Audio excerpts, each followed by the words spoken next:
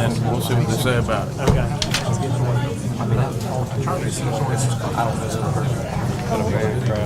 Yeah. That's what I'm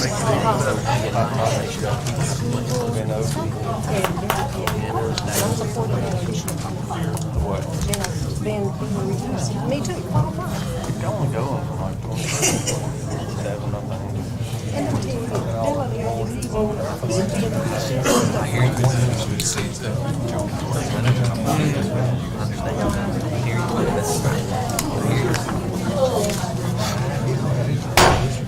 This meeting of the Starkville Board of Aldermen will now come to order.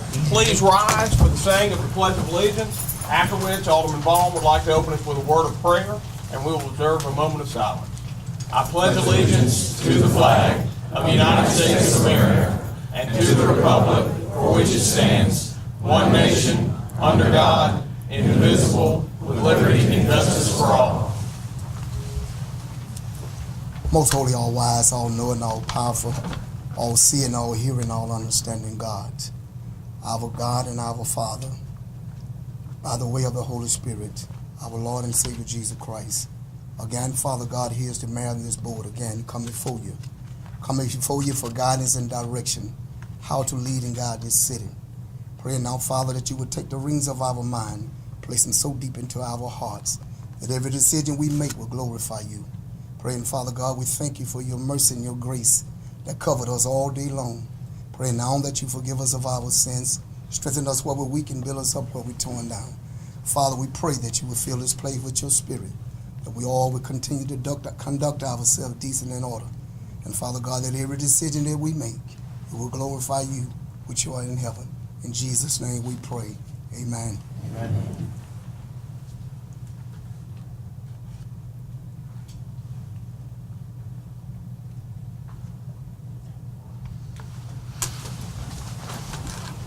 Mr. Mayor, I would like to be recognized. All right.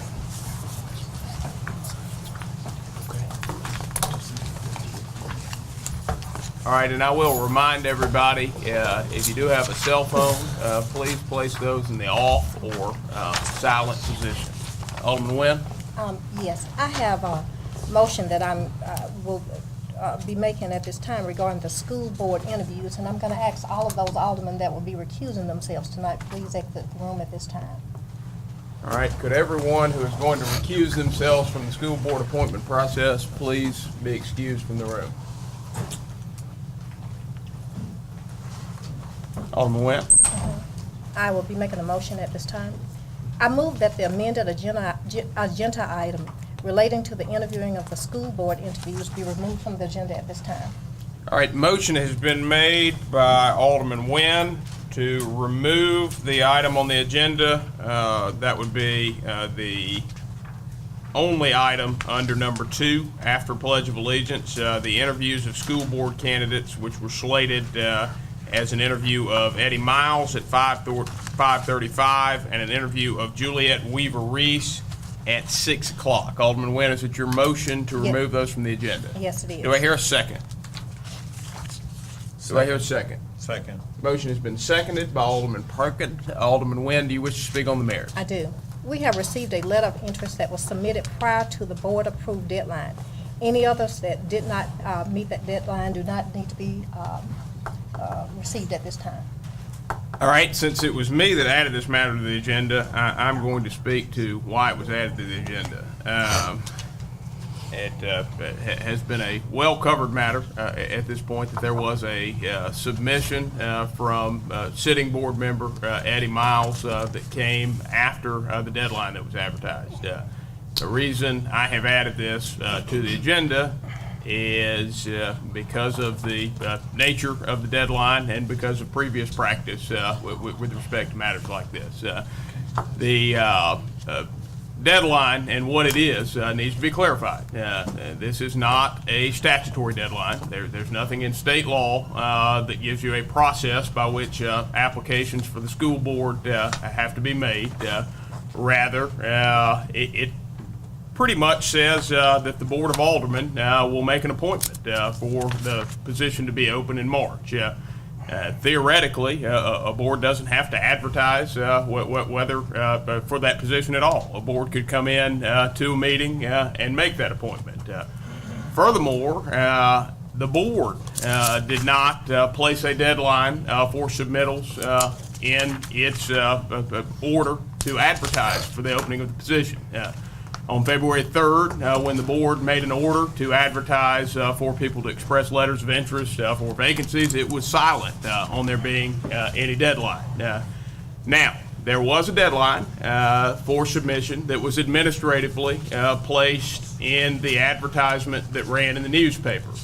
That is a housekeeping measure as much as anything else that typically goes into our advertisements for submittals for boards and commissions as they come open. The reason that is put in there administratively is to give the staff time to prepare the submittals for the agenda, which goes out in advance on Friday. So, taking all those things into account, and nobody denies that Mr. Miles' letter did come in after that advertised deadline, and taking also into account that my practice has always been, as those letters come in, even if they come in on the day of the board meeting, they go before the board. I believe it is the prerogative of this board to hear the candidates that have come tonight, and I would recommend that you do hear those candidates and make a decision accordingly. Further discussion? Alderman Carver. I guess you can open up, I guess. Who in here has ever missed a deadline, honestly? We've got a couple people telling the truth. Okay. The reason I'm going to support Eddie Miles with this is nothing against Ms. Reese, and I know both the characters of these individuals is stellar. Really, the school board can't lose in either situation. But as an elected official and somebody that's got to make some kind of policy decision, it's this. This is the reason I'm going to support Mr. Miles, and anything I can do to support him is the fact, and the only fact right now is that we're in the middle of the consolidation process. We're about halfway through this, and you know, I think we need to stay with the continuity and the sustainability we got of this process and finish it through. You know, if you're speaking truthfully, I think everybody in here at some point in your life has missed a deadline, and this is, as the mayor's saying, this is something that we can alter this one time. This can be a one-time exception in the case of this consolidation. And with that, under board business A, I would like to extend. We've got to get through this motion. Okay. Well, I'll come back and I'll do another motion. You can amend this motion if No, you'd sir, like I'll to wait. take a. I'll wait. But I think you know where I stand on this. Further discussion?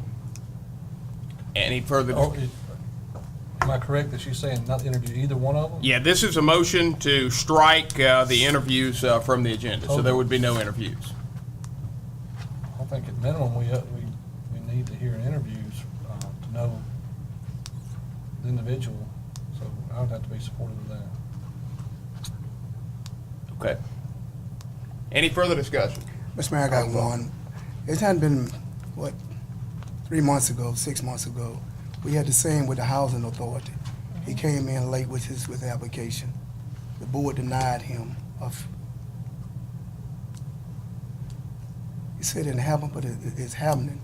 I mean, it's the same incident. The board denied him, and then we had to put somebody else in his place. Man, I Because can he tell didn't you. get application. He didn't get his application in on time. His application was late. And so it was 2 applicants there, so we had to deny him and give it to the other one. I can tell you in that instance, I received a call the day following the board meeting from the executive director of the Housing Authority, and she asked me what could be done about the situation. And I told her at that time that like all appointments, even though that was an appointment that had already been made the previous night, and no application had come in before the appointment was made, it would still be the prerogative of the board if the board wanted to remove the member they had appointed and appoint that other member. I told her as a practical matter, I did not think the board was going to do that in that situation, but it is different from this case in that you did not get a letter beforehand to consider. That came in after the appointment was made. And even in that instance, it is your prerogative to this day to make any appointment you so choose. Mr. Mayor, may I be recognized, please? Alderman Wynn. I guess my question to you is this. If Mrs. Juliet Reese had contacted you this weekend and ask, could she submit hers after the deadline had closed, would you have provided her that opportunity? Without a doubt. You know what? I don't believe you. Maintain decorum. I'm ready to take a vote. Further discussion? Any further discussion? Any further discussion? Any further discussion? Seeing none, all those in favor of Alderman Nguyen's motion, please signify by raising your hand. All those opposed, please signify by raising your hand. By a vote of 3 in favor with 2 against, this motion passes. So as it stands right now, there will be no interviews for the vacant school board position, and you currently have the appointment of Ms. Weaver Reese on the consent agenda. Alderman Carver. Mayor, I think that everybody knows it's going to be a 3-2 vote, and with that, I will not be making that motion. You know, there's no point in fighting this. The school board is doing well. The consolidation is going well. With that, I'll just let the agenda go as it is. Alderman Little. Can we, at minimal, hear from Ms. Reese and tell us a little bit about ourselves? I would about certainly herself? recommend removing the matter from consent and hearing an interview, because this is the most important appointment, in my opinion, that you make each year. I agree. So, I would like to. would you like to remove it from the consent Remove it agenda? And let her talk to us a little bit at the appropriate time. Hold on. All right, so removed from the consent agenda. Once a board member has expressed that, it is removed. Are you now offering a motion that Ms. Weaver Reese be interviewed for the school board position? Yes. All right, motion has been made by Alderman Little to add under Roman numeral 2 an interview of Ms. Juliette Weaver Reese for the vacant position on the Starkville Separate School District Board. Alderman Little, is that your motion? Good answer. Do I hear a second? Second. Motion has been seconded by Alderman Carver. Alderman Little, you wish to speak on the merits. I do not. Discussion. Alderman Perkins, did you have discussion? No, sir. Any further discussion? Any further discussion? Mayor, just a housekeeping matter. Under the agenda item that had to do with her appointment, it also just misspelled her name. I know it's not a big deal. It was Jeanette, I think, on there, but maybe that's something we need to change. It is Juliet. All right, I've got Juliet on the agenda. Okay, the one I had on my e-packet was Jeanette. Yeah, mine too. It's fine. If you have a new agenda, it is spelled Juliette. Alderman Little, I think that is an incorrect agenda that you have at this time. It is. Yeah, that's what was at the table. Any further discussion? Any further discussion? Any further discussion? Any further discussion? Seeing none, all those in favor of Alderman Little's motion, which is to add an interview of Ms. Juliette Weaver Reese to the agenda, please signify by raising your hand. All those opposed, please signify by raising your hand. By a vote of 2 in favor and 3 against, this measure fails. Are there any further proposed revisions to the agenda? God, Mr. Mayor. Upon the plan, and you remove that from the consent agenda, please.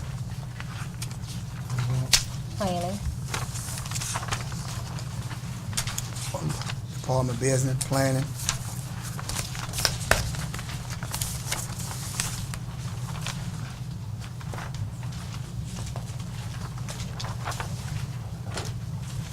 All right, that is the request for approval of the entry and testing agreement between Singular Wireless and the City of Starkville. Yes, sir. All right, that item's been removed from the consent agenda.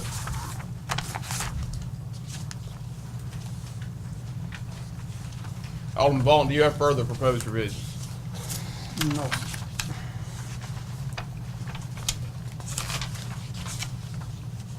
No, sir.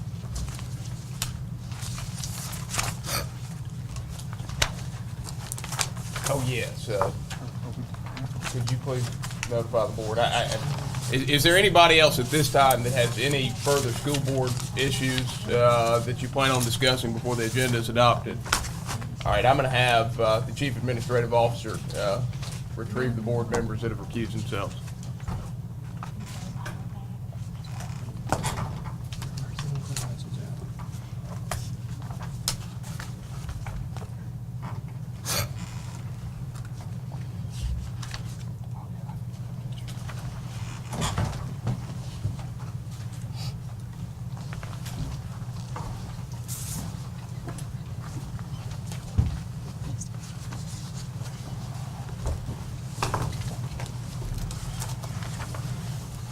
All right, further proposed revisions to the agenda.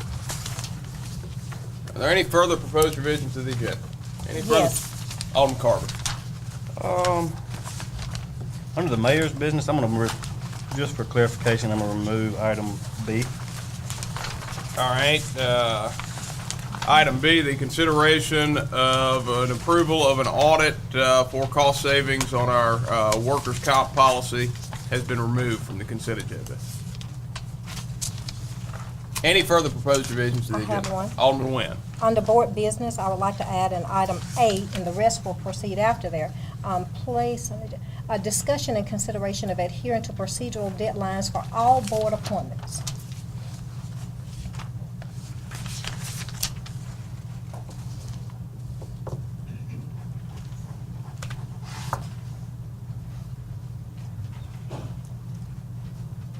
All right,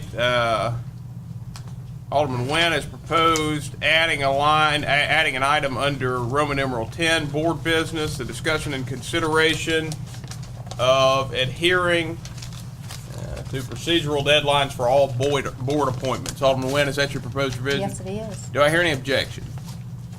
Any objection, any objection, any objection? Seeing none, that matter's been added to the agenda. Are there any further proposed revisions to the agenda? Any further proposed revisions? Further proposed revisions? Seeing none, a motion to approve the agenda as revised is in order. So moved. Motion has been made by Alderman Vaughn to approve the agenda as revised. Do I hear a second? Second? Motion has been seconded by Alderman Nguyen. Alderman Vaughn, do you wish to speak on the merits? Any discussion? Any discussion? Any discussion? Seeing none, all those in favor, please signify by saying aye. Aye. All those opposed, please signify by saying nay. Measure clearly passes.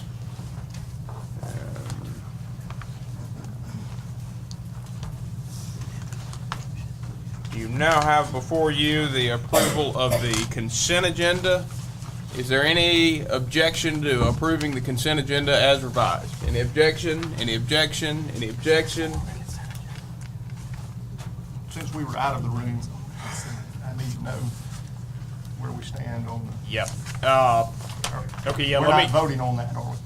On the- On the. Yeah, board? the matter related to the school board is off of the consent agenda. That's all I I need to think know. you were here for the other changes. Yes, sir. I don't know if you were here. The singular wireless agreement got pulled off of the consent agenda. The school board appointment was pulled off of the consent agenda, and the audit for workers' comp was pulled off of the consent agenda. Very good. Thank you. All right, are there any objections? Any objections to the approval of consent agenda? Any objection? Any objection? Any objection? Seeing none, the consent agenda as revised has been approved. All right. That will take us to comments by the mayor and board. And I have many new employee introductions this evening. It is first my pleasure to introduce our newest firefighters.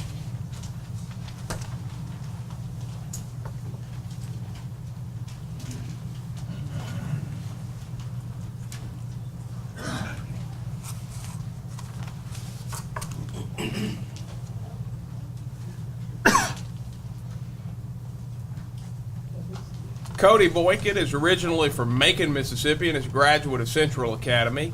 He received his bachelor's degree in marketing from Mississippi State University. Prior to joining the Starkville Fire Department, Cody was a combat medic for the Army National Guard. Cody is the son of Tommy and Christy Boykin of Macon. In his spare time, he enjoys running and camping.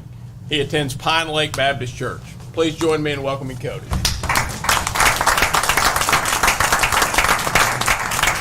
Mr. Mayor, could you have Cody identify himself, please? Yeah, so, well, actually, they're both Cody. I'm Gary Williams. Our next Cody is Cody Ware, and he is a Starkville native and a graduate of Starkville Academy. He attended East Mississippi Community College, where he majored in wildlife and fisheries. Before joining the city of Starkville, Cody was a crew leader for Ware Landscaping Service. Cody is the son of Doug and Kim Ware. Cody's father Doug is a lieutenant with the Starkville Fire Department. When he isn't working, he enjoys spending time with his girlfriend Melissa and playing with his blue tick coon hounds Bella and Rambo, as well as coon hunting and deer hunting. Cody and his family are members of First Baptist Church of Starkville. Please join me in welcoming Cody.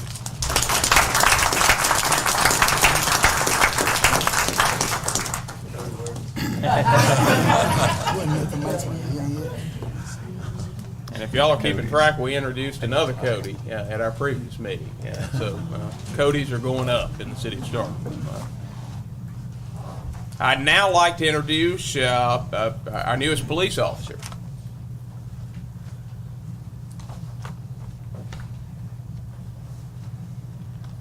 This is Momcilo Babic, and he is originally from Belgrade, Serbia. He is a graduate of Spiro High School in Spiro, Oklahoma, and attended Eastern Oklahoma State College. Prior to joining the City of Starkville Police Department, Momcilo was a police officer for the University Medical Center in Jackson. He is the son of Roslavzev and Slavica Babic. Momcilo has one brother, Matija Babic, and one sister, Maja Babic. When Momcilo isn't working, he enjoys target practice shooting and hunting and spending time with his dog, Beastly. Momcilo is a member of the Eastern Orthodox Church. Please join me in welcoming Momcilo.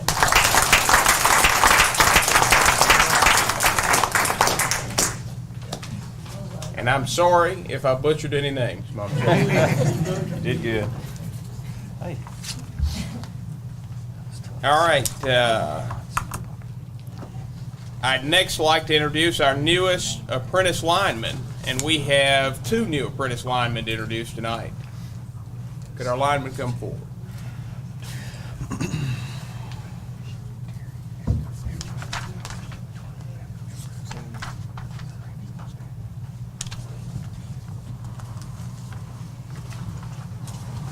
I'd first like to introduce Corey Burke. He is originally from Brandon, Mississippi, and is a graduate of Northwest Rankin High School. He attended Holmes Junior College, where he graduated from lineman school. Prior to joining Starkville Electric, he worked for C&L Tree Removal as a logger. Corey is the son of Cammie and Darren Burke of Brandon. He has one brother, Brent. In his spare time, Corey enjoys hunting, deep sea fishing, and all types of ATVs. Please join me in welcoming Corey.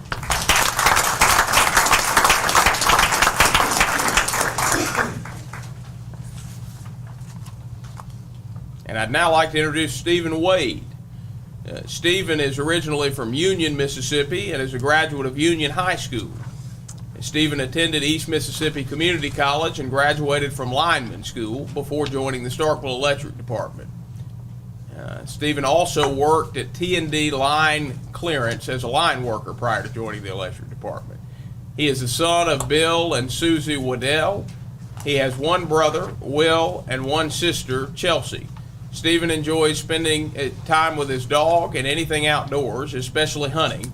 He and his family attend Bear Creek Baptist Church in McCool, Mississippi. Please join me in welcoming Stephen.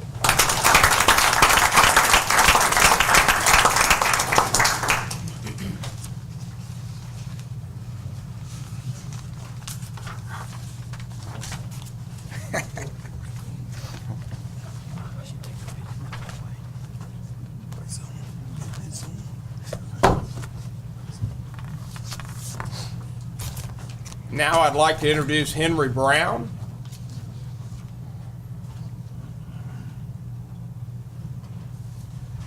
Henry is our newest maintenance worker, and he is originally from Starkville, a graduate of Starkville High School.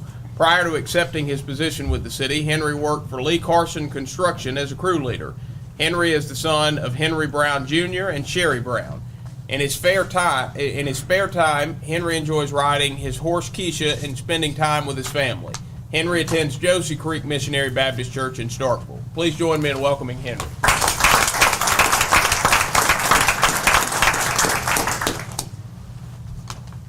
It's now my pleasure to introduce Antonio Johnson.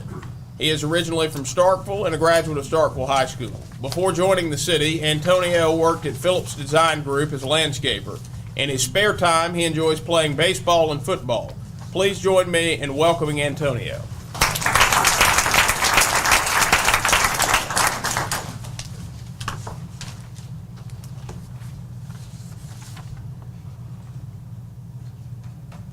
Now I'd like to introduce our newest maintenance technician in the wastewater division, Jim Dooley.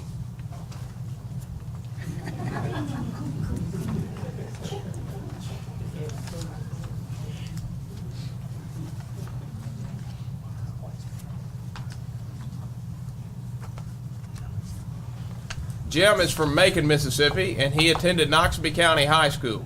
Before joining the city of Starkville, he worked in maintenance for Severn Trent Services. Jim is the son of Mary Jean Dooley and is the proud father of 4 children. During his free time, he enjoys fishing and spending time with his family. Jim attends Emmanuel Baptist Church in Macon. Please join me in welcoming Jim.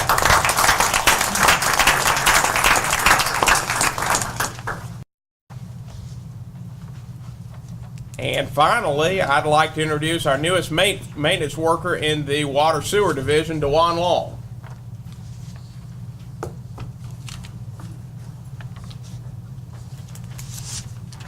DeJuan is originally from Chicago, Illinois, but grew up in Starkville. He is a graduate of Starkville High School and attended East Mississippi Community College, where he majored in computer application. Before joining the city of Starkville, he worked for Rollins as a forklift operator. He is the son of Betty Hickman and Huey Long and is the proud father of 3 children, DeJuan Long Jr., DeJohn Long, and daughter Cameron Hill. During his spare time, DeJuan enjoys playing sports, watching television, and spending time with his family. DeJuan attends Mount Pillier Missionary Baptist Church in Starkville. Please join me in welcoming DeJuan.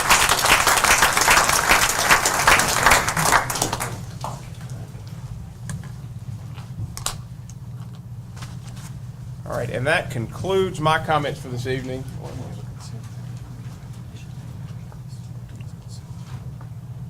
Is it in the back?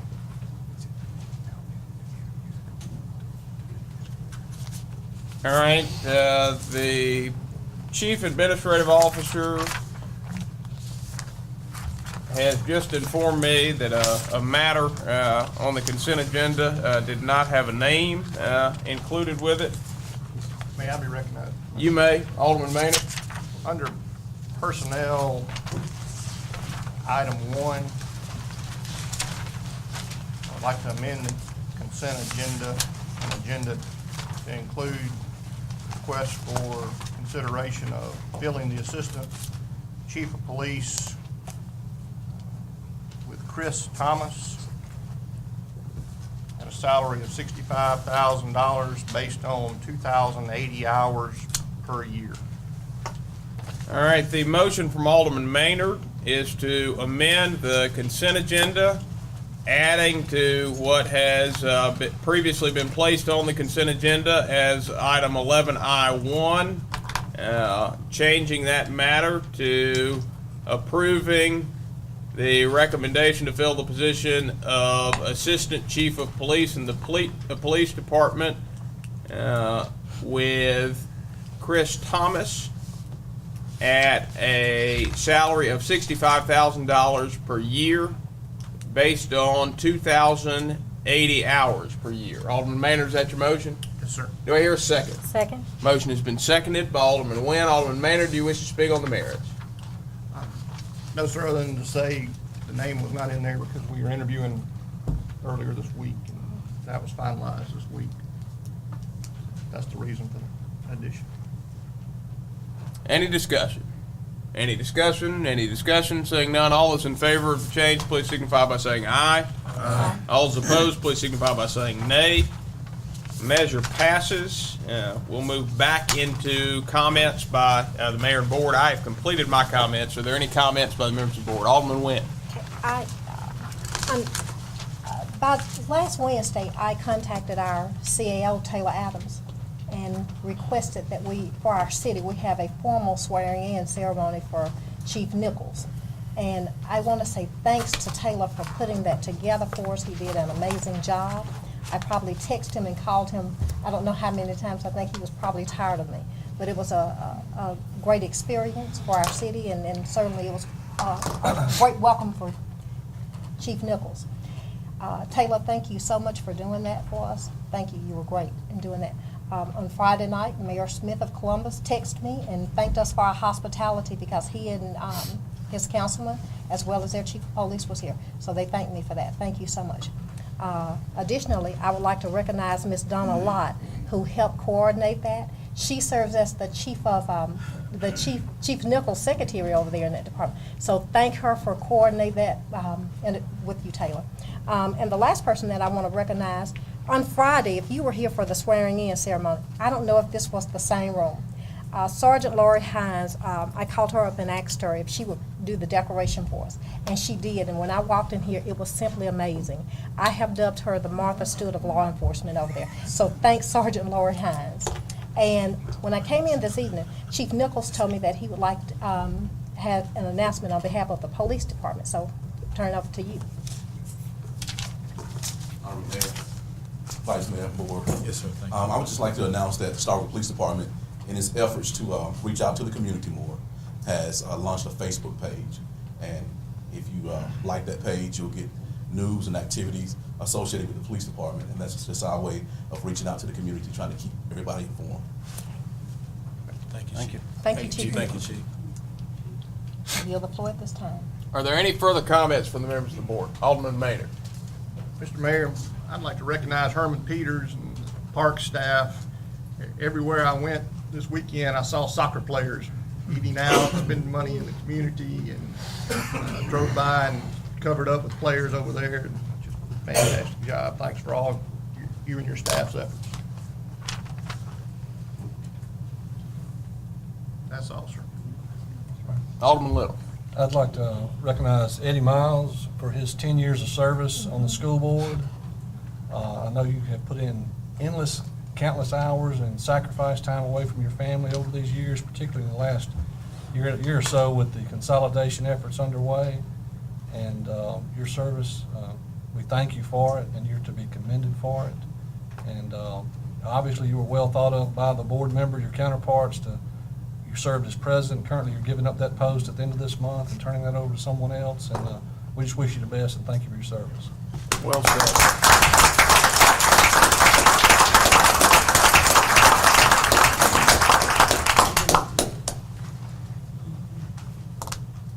Further comments by the members of the board? Just got a couple quick things. I was going to say the same thing. Had a lot of people in town, a lot of people supporting Eddie. Done well, done great. The second thing is just small things. Is a couple quick things. People calling about potholes. We're trying to get to them. It's been unusual. We thought we were going to get to it this week, and we're getting hit with another week of rain. But it's coming. We're waiting on a certain hot mix, and there's some places around town, but we'll start hitting those. I'm thinking next week's going to come out as a great week for that. And then the water department, I know, just saw them on Valentine's night. Is one of those you got to send a shout out, I guess is what you can call it. But it was Valentine's night, and a storm hit, and they're out there. And they literally, I think they sent everybody in the department to finish fixing a water main break at 6:30 at night. And one of those things, I'll probably try to go down there one day this week or next week and just take them some donuts. But, if you see those guys out and you see what they're doing, and that goes for sanitation department, police department, firemen, any city worker, try to give them a congratulations or a thank you, sincere thank you. And then the last thing, I know we put it on consent, but the Cotton District Arts Festival, as a community, we always embrace this. Looking forward to it. It did go through tonight, but anything we can do, let us know. I know the city always donates in-kind services and things like that. But get out there, try to support it. If you're a vendor, if you make homemade arts and crafts, I know we got a lot of people that watch this from other cities, but it's just getting bigger and bigger and bigger each and every year. So we look forward to seeing everybody out there. So, thank you. Any further comments from the members of the board? Any further comments? All right, seeing none, we'll move into citizen comments. At this time, any citizen wishing to make comments may do so by coming forward, introducing yourself, and you'll be recognized to speak for a maximum of 3 minutes. We do have a public hearing tonight scheduled for the rezoning matter. So if you are here to speak about the rezoning matter, I would ask that you hold your comments until that public hearing.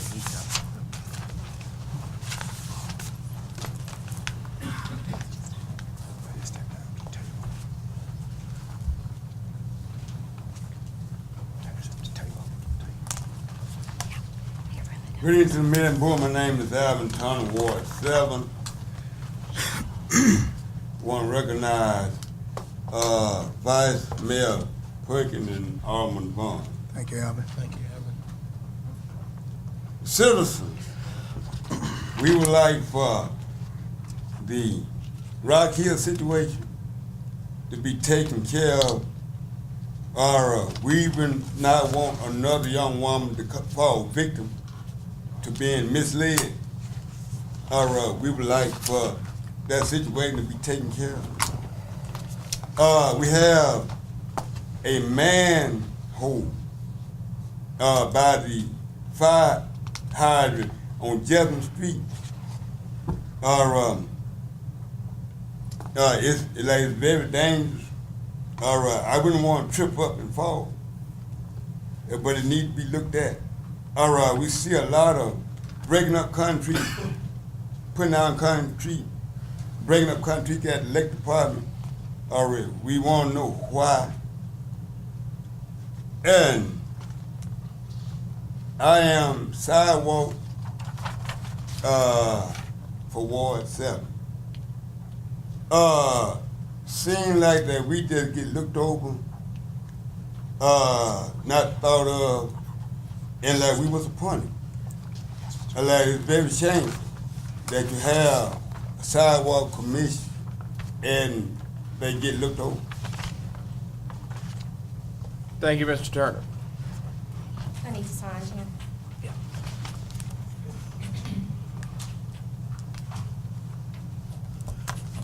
My name is Ann Strickland. I live at 102 Turnberry Lane, Ward 3. I'd like to express my disappointment in what's transpired here tonight with our school board appointment. I am a Starkville native. I'm an alumna of SHS. I'm very active with the Starkville School District. In the 6 years that I've lived here, I've been involved in PTO, but I do not speak on their behalf tonight. Tonight, I think we've seen a very flawed process. A person who's had interest in the board position sent in a letter, and that's all she did. I don't know Ms. Reese. I've never met her. These comments are not directed towards her at all. With her appointment, I support her because that's what I do as a concerned parent. I'm going to support my school board. But I do not support this process. I've read her letter. It was a very well-written letter, but it contained nothing about her experience in serving on a board like this, nothing about her involvement in our schools, nothing about who she is. She expressed her desire to work hard and represent her district, and I'm glad for that. But I cannot support what's happened here tonight, that as citizens of our city, we don't even get to hear from this person. A new person has been put on the board, and we don't know anything about her, and that is a flawed process. This is not the beautification committee. It's not the thousands of other committees that citizens volunteer their time for. This is our school board. It's an important position for our schools, for our city, for our children, for our university. I want to encourage you to revisit this approval process. Certainly we had some extenuating circumstances, because normally when there is an opening for the school board, you guys are hit with lots of emails and letters in support of many candidates who apply. What happened here tonight looked like a done deal, and that takes away my trust in the process. Thank you very much. Thank you, Ms. Strickland. Mr. Mayor, one moment, please. May I be recognized? Alderman Webb. Let me say this. For legal purposes, I did not vote for Mrs. Reese to be heard tonight. She will be invited back at the next meeting, and we will be able to allow her to introduce herself to the public. So again, that was for legal purposes. Sometimes as board members, we have to make decisions behind the scenes that some of you may not understand, and they are quite difficult. And tonight was one of those. Thank you so much. I yield the floor at this time, Mr. Mayor. Mr. Miles. Mayor, Vice Mayor, Alderman, I would just like to take this time to thank you guys for what has actually taken place here. I understand your most procedures, but I do want to say that 10 years on the school board has been, I've had a wonderful ride. There's been some highs and some lows, and of course, you guys will experience some of those things. I do think that the consolidation issue that's before us now. It's always been my dream to actually to see the county consolidate with the city. This time is now, and I wouldn't have mind being on the board just to see it through. I understand the deadlines of some of the things that everyone wants to adhere to. I do thank you guys for even bringing it to the table, considering it, and I appreciate what you guys are doing for our city. So again, thank you, and thanks for those who actually have supported me over the years. I appreciate each and every one of you guys. Thank you. Mr. Miles, let me say this. For you all that don't know me, Mr. Miles and I are church members. He's my deacon, and I love and respect Mr. Miles. And not only that, I love his wife, Andrea. When Mr. Miles contacted me Saturday, and I think that you detected, I was literally in tears with what I had to tell him. And we had a discussion, and we got off the telephone. This is a tough seat to sit in sometimes, you all. I got off the phone Saturday night, and I bawled. And I think you could detect that I was crying while we were on the telephone. And it hurt. I love you, Eddie. Again, thank you all. Appreciate you. Thank you, Mr. Miles.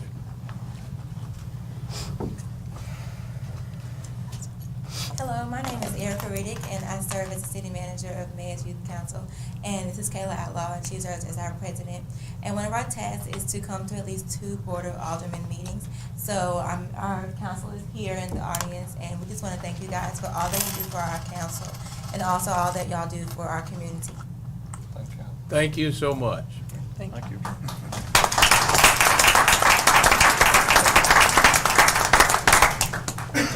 And if y'all don't know, the last weekend of this month, the Starkville Mayor's Youth Council and the Columbus Mayor's Youth Council will be hosting the statewide winter conference for youth in Mississippi.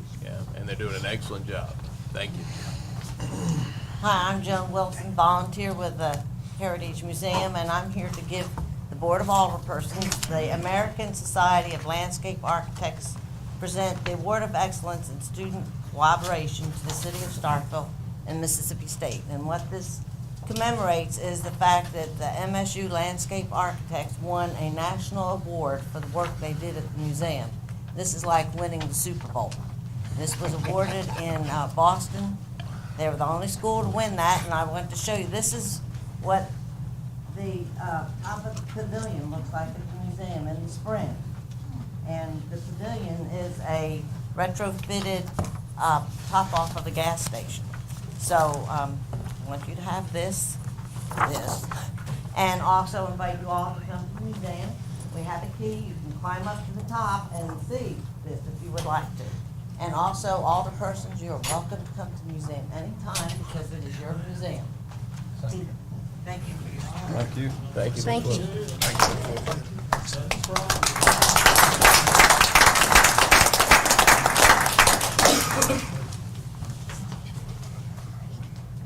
Good evening, Board.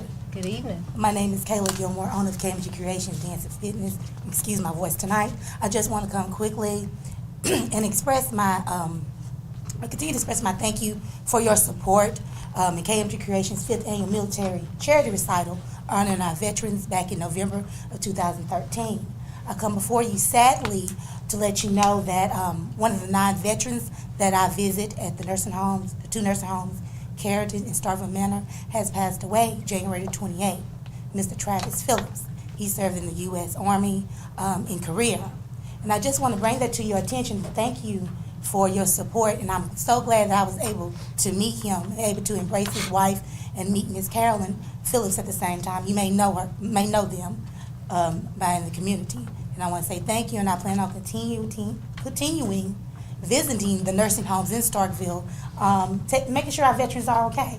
You know, sometimes they get overlooked. So that is part of my civic duty, and I plan on continue doing it. Thank you, and excuse my brief exit out. Thank you so Thank you, much. Ms. I know Mr. Phillips. Further citizen comment? My name is Brother Rogers. I'm a resident of Ward 4. I lived in Starkville for 24 years. My family's been here since the 1840s. The biggest issue of our entire generation is school consolidation. Nothing else you talk about tonight will even remotely touch that in significance. The biggest impact that you can have on school consolidation is who sits on the school board. The way you have gone about that decision is shameful. I hope you will revisit how you do that. It's embarrassing to be a citizen and know that we're not even going to interview the people who are being considered for school board, and because of a technicality, we're not even going to hear from somebody who has 10 years of experience and has been integrally involved in the consolidation process. Please reconsider how you do this in the future. It's important for all of us. Thank you, Mr. Rogers.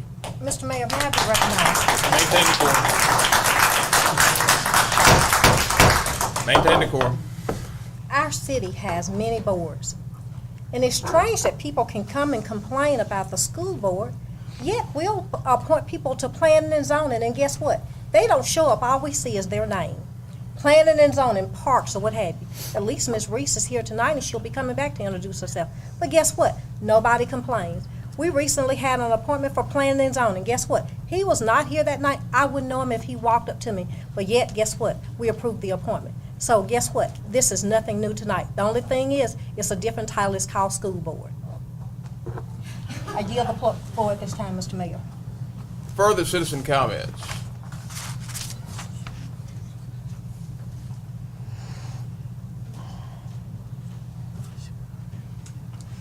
Good evening. Sandra Sistrunk, Ward 2. I am here to echo what you've heard already, that I hope y'all will revisit this. Y'all are the board. Y'all can revisit these things. For those of you that are hanging your hats on the technicality, I'm not sure if the mayor made this perfectly clear, but you're also guilty of missing a deadline on more than a technicality, on state statute. By state statute, this appointment was supposed to have been made the first meeting in February. It was not. I find it shameful is one word, disheartening. I can't even begin to put into words how disappointed I am that y'all will hold an applicant to the school board to a higher standard than you will hold yourselves. For those of you claiming to be Christians and to expect us to love others, do unto others, all that sort of thing, I think you should extend the same courtesy that you took for yourselves when you didn't make that appointment the first meeting in February. Thank you, Alderman Sistrunk. Mr. Mayor, one more time. May I be recognized? You may. Excuse me, Ms. Carr, let me take care of this. Sometimes we have to recognize the emails of those that do not come to the meeting, and I'm going to do that tonight with one email. And I won't give his name because I didn't ask for permission, and certainly this wasn't just sent to me, Mayor, and you as well as the other aldermen that I served that sent this. City of Starkville elected leaders. I have read with interest the recent situation with Mr. Miles and him being reappointed to the school board. This really is a no-brainer. Way too much newsprint and wrangling has already been expended. Mr. Miles missed the filing deadline. Ms. Reva Reese did not. Ms. Reva Reese should be appointed to the board, end of discussion. If Mr. Miles cannot handle simple calendar issues and meet deadlines, he probably does not need to be in the position on our school board. If you, as our elected leaders at City Hall, do anything but appoint Ms. Weaver Reese to the school board, you make a mockery out of every single process of the City of Starkville where there is a deadline. Why should anyone else ever do anything by the deadline if you pick and choose which deadlines you're going to enforce and which ones you do not? The excuse of the merger between the Starkville City and Octavia Hall County School District is simply an excuse and a reason to throw the process to the wind and do what this board, meaning the school board, obviously wants to do. The impending merger is not a viable excuse to throw the process out. You're opening a dangerous can of worms even if you interview Mr. Miles. Submitted by, and I will not say his name again because I did not ask that I use his name. I yield the floor at this time, Mr. Mayor. Alderman Perkins, did you have a comment? Proceed. I was hesitant to get up to speak. to speak on deadlines because, you know, we've all missed deadlines, but I agree with what Alderman Wynn said about, you know, if this was very important to you, then you'd have paid close attention to the deadline. I think the world of Andrea and Eddie Miles. We're very dear friends, but I grew up with this young lady, and I have sit here, and people say we don't know her, as though she's not present here. I know Alderman Wynn said that she'll be speaking later for legal reasons, but I grew up with Juliet. Juliet and I both graduated in 19 blah blah blah from Starkville High School. Juliet loves this community. She had children to graduate from these schools. I had nieces and nephews. To just sit here as though this young lady is not present, she will make a darn good board member. She'll work hard just as much as Eddie did, and give her that much respect. She made the deadline. It brings me to tears. You talk about this board as though these aren't humans up here. We elected them to represent this community. Even though I live in the county, I have friends and family, and I do eat out quite a bit, and I pay taxes when I eat out. So I have a right to stand here. Respect her and give her an opportunity to serve the school board. She deserves it. She is a wonderful, wonderful person. Been knowing her for over X amount of years. I won't tell her age yet, but she will make a darn good board member. I'm just hurt. I'm hurt. Could you state your name for the record? Eileen Cartel. Thank you, Ms. Cartel. Mr. Mayor, I'll not be recognized. Mr. Mayor, if it's okay with the board. Ms. Juliet and Teals. Ms. Juliet, you want to get up and introduce yourself so people can see you.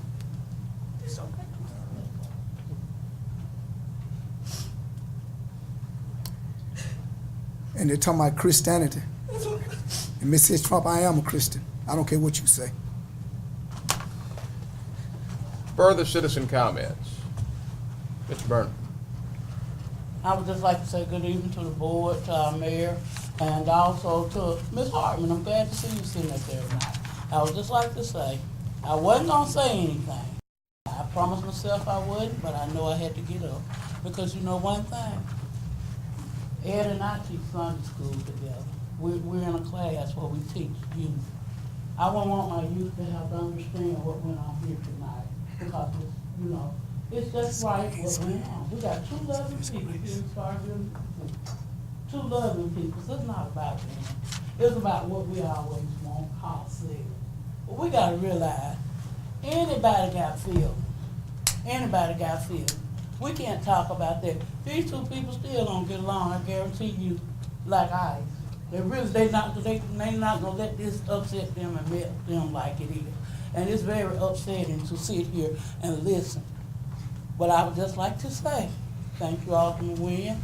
Thank you all that voted. And Eddie, I know Eddie understands the process and he knows what's going on. Don't have to be like this. But see, you know, everybody afraid to say something, you know, about what go on. I told you once, twice, 3 times. You was voted by the citizen of Starkville. The other ones that don't like you and didn't vote for you, let them go home. You still up here on the board. Thank you. Thank you all. Thank you, Ms. Isaac. All right, Ms. Weaver, and then Mr. Burnham will be next. I am Honorable Mayor, Vice Mayor, and Board of Aldermen. I wish I had spoke before I leave, because I'm not crying. But I do just want to say that, you know, I respect Mr. Miles highly, and I'll use the comment that I shared with one today. You know, if Mr. Miles had died today, will we dig him up to continue on the school board? Nobody should be irreplaceable, not even you, me, or anybody, even the mayor. But I will say this, that our daughter graduated from Starkville High in 2008. She got her bachelor's in kinesiotherapy from Southern Mississippi in 4 years following, and she's now working with disaster relief in with Vista in Huntsville, Alabama. I currently have a daughter who's there now, who's 10th grade, 4.0 student, plays volleyball, tennis. And if you haven't seen me, I don't know why, because for years I was in and out of Octavia County Schools, Starkville High School, Starkville Elementary, Sutton, because I did crisis intervention. And in addition to that, I volunteer frequently. So I'm not here to try to prove myself. I submitted myself in a vulnerable position by saying I am interested in serving this community, in serving this school board, and in being a voice not only for the city, but the county, who's gonna consolidate. And so regardless of what comments you have to say, whether they're directed at me or not, the bottom line is this: we all appreciate and love this school district and this community. And I have put myself out in a vulnerable position to say, regardless of what you had to say tonight, I am gonna serve to the best of my ability. Thank you. Thank you, Ms. Williams-Reed.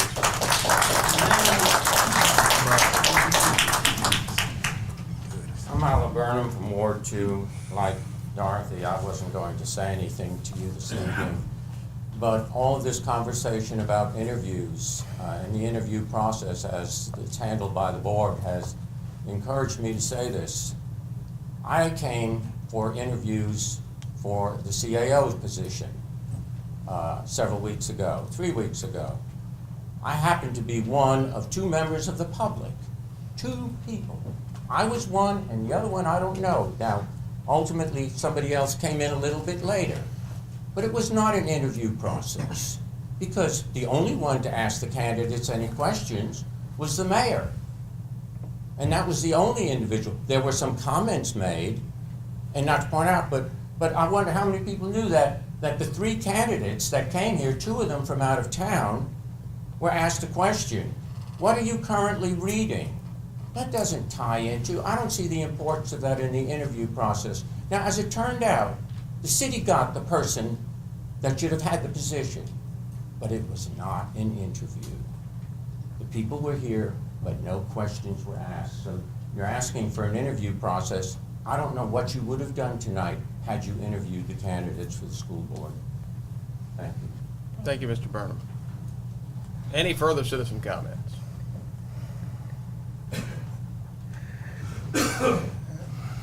Jim Gaff. I just want to make a very brief comment about observation. First, I believe Ms. Weaver-Reese will make an excellent school board member, and I know emotions are running very high and people are getting agitated, but I've not heard anyone make a negative comment about her, and I want to make sure that everyone understands. I think most people in this room respect her regardless of their position on this matter. And personally, I don't have a position on this matter, so thank you. Thank you, Mr. Gaff.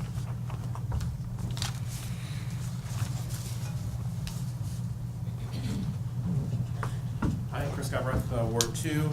I don't really have an opinion on the school board appointment other than to say that I believe the school board appointment is a very important appointment, and I think the board should consider conducting yourselves in ways that gives the populace the most information about why you might make a decision for a particular person or not, and interviews would be conducive to that in general. I actually came to speak just a few words on the sidewalk topic, which was also on the agenda tonight, though I'm sure it's not the main point on a lot of people's minds. I don't know what Taylor will be presenting, but I just want to reemphasize to everyone here that the significant benefits that the sidewalk ordinance has given to the city over the last few years. We put in a lot of new sidewalk and increased the accessibility of our downtown center and residential areas in the city significantly, especially if someone's got a stroller or a wheelchair or difficulty walking or something like that. Walking in the gutters on the side of the street is not a safe thing, and we should continue to have a strong sidewalk and ideally complete streets policy. I know that isn't on the books right now. So whatever revisions you're going to suggest, I hope we move in a direction that's towards a more safe community. So that's all I want to say. Thank you, Mr. Galbraith. Further citizen comments?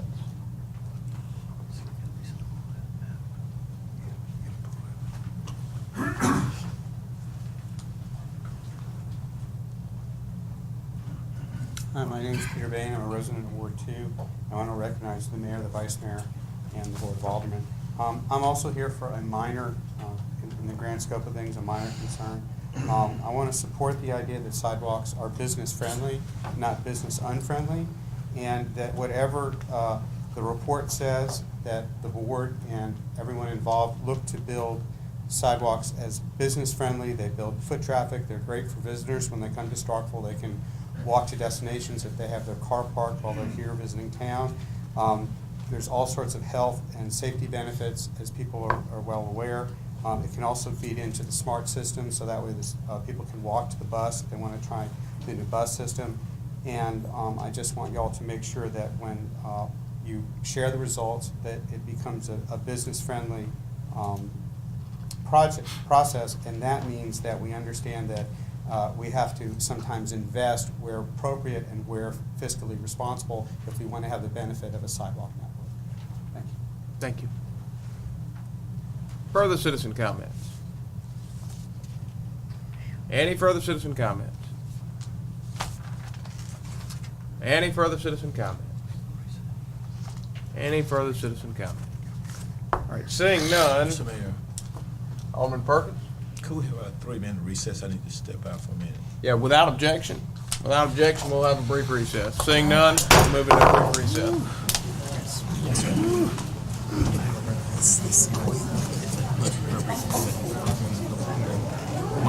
Hey man, thought you didn't call the police for a while. Ms. Stout, any other questions? Mr. Thank you. Forbes? Yes. I've known you a long time. I would love to see you in that kilt. Tell you what, Lisa, I'll take care of that. Any further questions or comments? Any further questions or comments? Seeing none, thank you, Mr. Forbes. Thank you. Thank you, sir. All right, our next public appearance is the annual financial report for municipal court. All right, we will hear that at our next meeting. The next matter before you is a public hearing on an appeal of a zoning matter. That matter is rezoning case RZ 13-14 by Garden Properties. I'll ask Mr. Sanders to provide a synopsis of the matter, and then we'll begin hearing from the parties.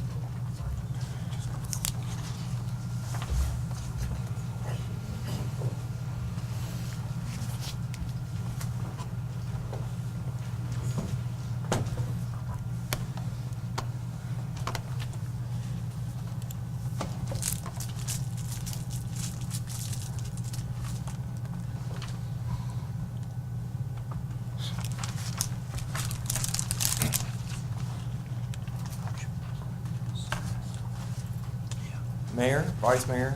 Yes, sir. Board of Alderpersons. I hope everyone's doing well tonight.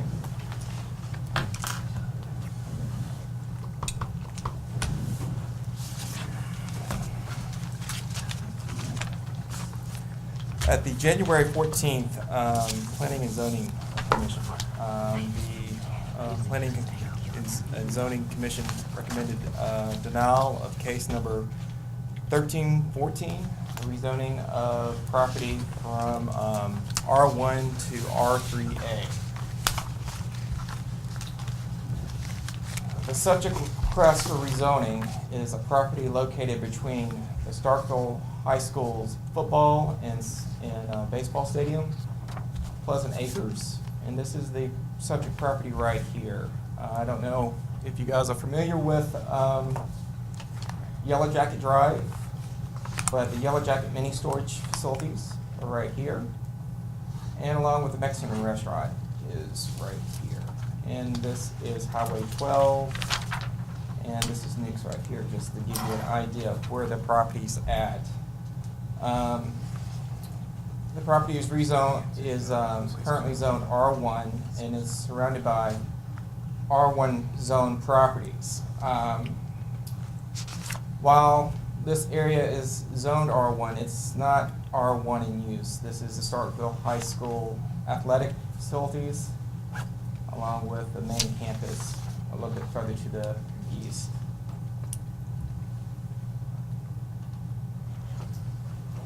The purpose of the request from R1 to R3A is to allow a higher density or a smaller lot size for garden homes. And here we have before you the difference between R1 and R3A. The minimum lot size for R1 subdivision is 10,000 square feet. With R3A, it is 5,000. The minimum lot width for R1 is 75 feet, R3A is 50 feet. Front yard setback for R1 is 30 feet, R3A is 25. Rear yard is 35 feet, R3A 20. The minimum width of the side yard is 10 feet for R1, 5 for R3A, and the maximum height is 45 feet, which is fairly standard throughout the city. Gross density that is allowed in R1 is 1 to 4 units per acre, and in R3A it is 4 to 8 units per acre. So as you can see, the applicant is proposing lots for a garden home subdivision. Here is a proposed preliminary plat of what is being proposed. I should tell you that this has not gone through the Developmental Review Committee, and this is subject to change, and if the rezoning is approved, will have to change in that there are some buffer yards that will need to be in place along with taking care of a snipe lot. But essentially what the applicant is proposing is a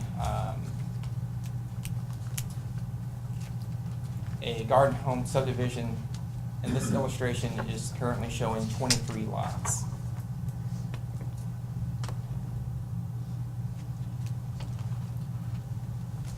In the state of Mississippi, there's 2 conditions that needs to be met for rezoning to take place. One, there has to be an error in the zoning map, which there is no error in our zoning map for this property. Or there must be change in the area. Going through the conditions of change. Consistency with the comprehensive plan. The comprehensive plan does support infill development, such as what is being proposed by Garden Properties, to achieve greater utilization of existing municipal services, reduce the need for cost of extension of services. Land uses to the north, residential single family, and also multifamily. To the east is Pleasant Acres, which is single family. To the south is a vacant athletic field used by Starkville High School. To the west is athletic facilities such as the Starkville High School baseball stadium, along with the high school football stadium. As far as changing conditions, as far as zoning change is concerned, sometime between 2000 and 2012, there was a rezoning of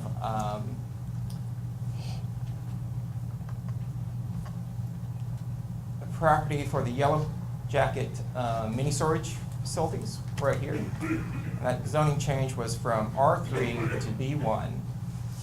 And then in 2007, the corner lot here where the Mexican restaurant is located was rezoned to C2.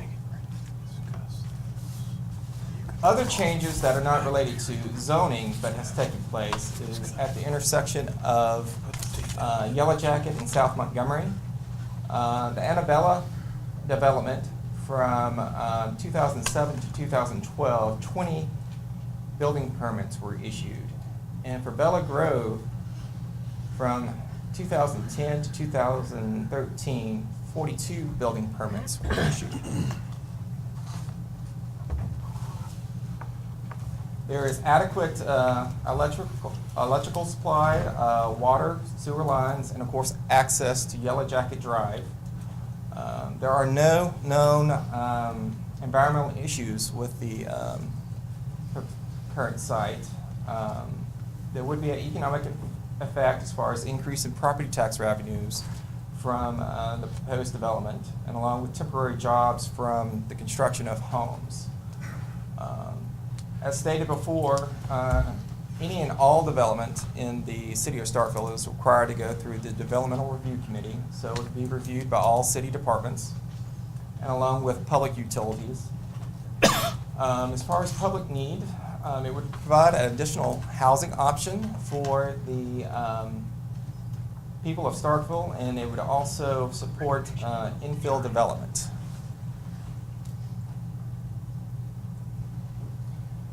Something that should be pointed out is that in a 2008 sale, caveats was placed on the sale in which the restrictions would require each home to be constructed at least 70% brick. Mr. Sanders, this is restrictions on the deed of the developer. That is correct. Okay. Mr. Mayor, let me add one thing too. Mr. Sanders, I mean, that's all, this for the public's view, because we've already read this. This is in the deed. These are the conditions in the deed. So I guess you're just making this available to the public. That's what you're trying to do? That is correct. Okay. One question, Mr. For asking questions at the moment. If it's tied to the deed, this being a zoning change, if this property were to be resold, how does that transfer from the deed or not? From what I understand from my dealings with other real estate matters, that the items stay on the deed. So if it's transferred from one property owner to another, it's my understanding that it will remain. It can go either way. If they're covenants, they're going to run with the land until they're removed. Same thing with the deed restriction. It'll run with the land unless that deed restriction is removed in a negotiation of a subsequent sale of the property. The use of the lots will be single family in use. The minimum house size is 1,500 square feet as far as heated and cooled space with landscape yards. And on the eastern property boundary would require a wooden privacy fence. There was a significant amount of public input. There was 14 communications against the proposed rezoning. The communications were centered around concerns about traffic, smaller lot sizes, effect on property values, and the number of rezoning requests that's been made for the subject properties. At the Planning and Zoning hearing on January the 14th, the Planning and Zoning Commission members was provided with 36 petitions against the rezoning. There was one indifferent communication and 3 communications for the rezoning. And that concludes staff's presentation. Are there any questions or comments for Mr. Sanders from the board? Any questions or comments from the members of the board? I do have one. The R1 to R3A went from like, are there 27 houses in this development? 28? I'm sorry? Are there 28? And then went, R1 would allow how many houses in this development? Maybe 21, 22? R1 probably R1 would probably allow somewhere between 12 and 14. So 12 to 14, up to 28. This one has 20. 23. 23, but that is subject to change. Okay. Mr. Sanders, what we're deciding on tonight is not a plat design. We're deciding on a land use change and a rezoning, so the plat is irrelevant. Is that correct? That is correct. Further questions for Mr. Sanders, the members of the board? Any further questions from the members of the board for Mr. Sanders? I've got one. So the plat could change, so my understanding was going to be 23 houses? As illustrated currently is 23 single-family homes, but that is subject to change. Change to what? It could change with, for example, there will be buffer yards required, so that will have an effect on the amount of lots. So he could lose a couple of lots with That the is buffer, with correct. the landscape buffer requirements, right? That is correct. Or it would not be more lots. If anything, he's going to lose. Maintain decorum. Unless, this body decided to add a condition that it's limited at 23 or whatever number. Well, there's only so much space on the 4.797 acres. That is And correct. It's gotta be 5,000 square feet, and you're gonna have a street through there. That is correct. From looking at the engineer's plat right now, 23 is a maximum, and it stands to lose it with the landscape ordinance with the buffers, right? It stands That to is lose a couple correct. lots. It'd be hard to put any more, I mean, it's not, you can't stretch your property, right? That is correct. Okay. Mr. Sanders? Alderman Walker first, and then was that Alderman Maynard? Yes, sir. All right. I think again, it's very important to the decision that we're going to be making tonight is not based on this plat. What we're going to be deciding tonight, is there going to be a change in the land use? With that land use, what Mr. Sanders showed us, we're talking roughly 5 acres.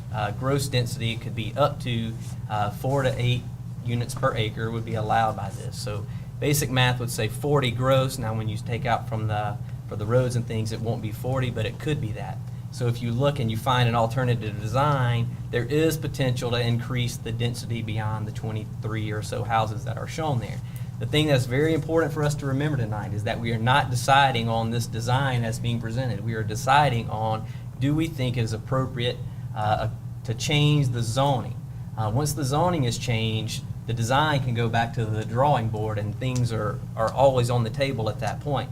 The property can be resold at that point, and the zoning would stay with that property that's been changed to.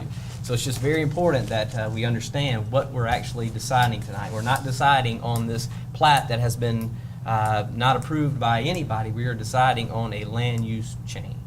That is correct. Mr. City Attorney, if we go this route, will we be, as far as this plat that's been presented, could we put that as a condition? Yes, our ordinance allows certain conditions to be attached to a proposed rezoning, but I would recommend that if you have conditions to attach, those would need to be enumerated and spelled out. In other words, it would be better to spell it out rather than just see proposed plat, because as Mr. Sanders said, that plat's got to change based on buffer yard requirements. Alderman Maynard. City Attorney, just to clarify what Mr. Sanders said, if restrictions are placed, I think this is the same question, I just want to make sure I understand. If restrictions are placed on the property, even in a resale, those restrictions would be maintained? Right, if you attach restrictions or conditions to a proposed rezoning, those conditions and restrictions would run with that property and be attached to that property. Thank you. Further questions or comments from the members of the board? Are there any further questions or comments for Mr. Sanders from the members of the board? All right, now this matter was reviewed by the Planning and Zoning Commission, and the Planning and Zoning Commission voted with 0 in favor and 6 against to deny the matter. Subsequently, the applicant has appealed that denial to this board. The way we will hear that appeal is the applicant or a representative he may designate will be given up to 15 minutes to make his presentation. Now, the applicant can reserve any time that he may wish to make a rebuttal for any opposition that has spoken. Anyone that's here, do we have people here that are planning on speaking in opposition? All right, the opposition will be given 15 minutes to make their case as well. We can do that one of 2 ways. I can either hear people one at a time for a maximum of 3 minutes, or you can discuss amongst yourselves and have a spokesman come up and take all or part of the time. I just ask you, if you've got somebody you're going to designate to speak longer than 3 minutes, please tell me ahead of time so I don't put you on a 3-minute clock when you come up here. And I'll also ask that the appellant tell me beforehand if you would like your time split and how you would like your time split. All right, at this time, does the applicant wish to? All right, Mr. Moore, you may approach. Thank you, Mr. Sanders. And Mr. Moore, will you be splitting your time? I'd like notice at 10 minutes, and then I'll speak for 12, and reserve 3 minutes for rebuttal. All right. Okay.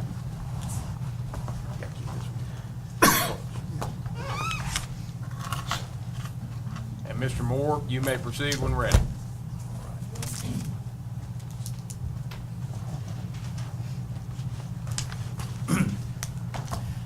Thank you, Mr. Mayor and Board of Aldermen. I appreciate your attention tonight. I would like to address two concerns right off the bat. The restricted covenants have been continued as transactions have occurred, so those covenants will remain in place. We have no qualms whatsoever with the condition being placed that our development not exceed 23 lots. So if we lose a lot or two to follow and all the city's rules and ordinances and meet with all the DRC requirements, that's not an issue with us. So that condition does not concern us.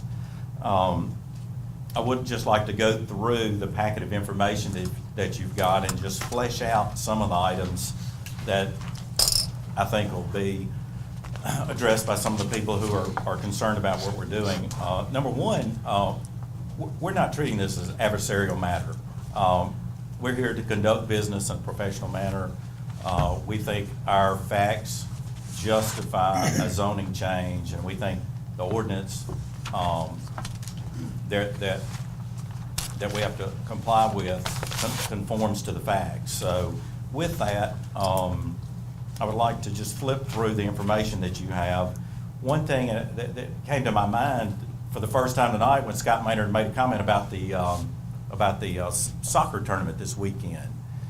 We've seen a real trend over the last few years of smaller lots. People want smaller yards and just don't want all that grass to mow.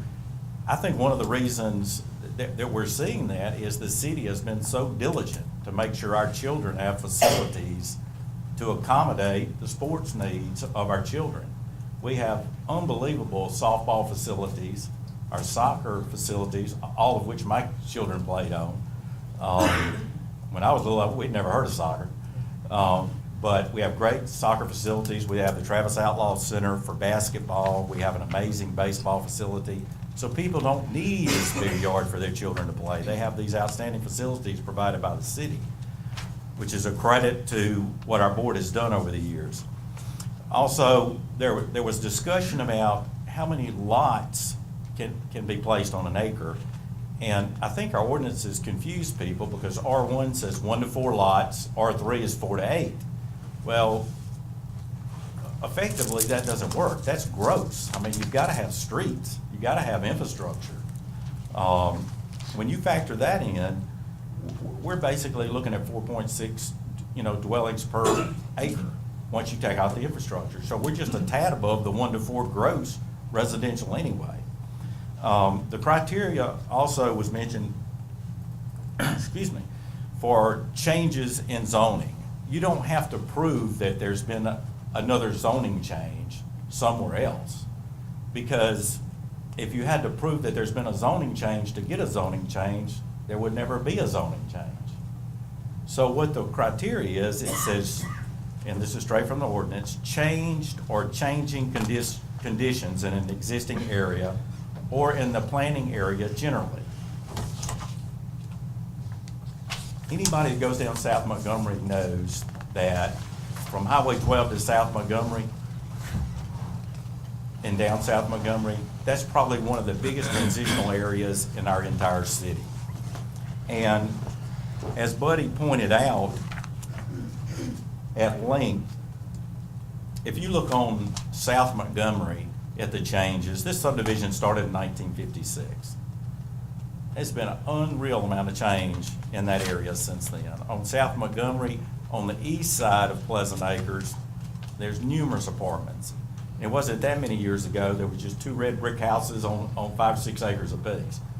Now, when you look across South Montgomery to the east, we have, within viewing distance of this subdivision, the Veranda Restaurant, the Church of God, apartments, the Polos East, Saxon Properties Apartments, Little London Apartments, Sherwood Commons, College Station, Annabella, Bell Grove, Stonehenge Apartments, Windermere Townhomes, Mason DeVille, and River Road. There is approaching 600 to 800 multifamily units, all within a sight distance of this property. In addition to the changes cited by Buddy, which I won't go back over,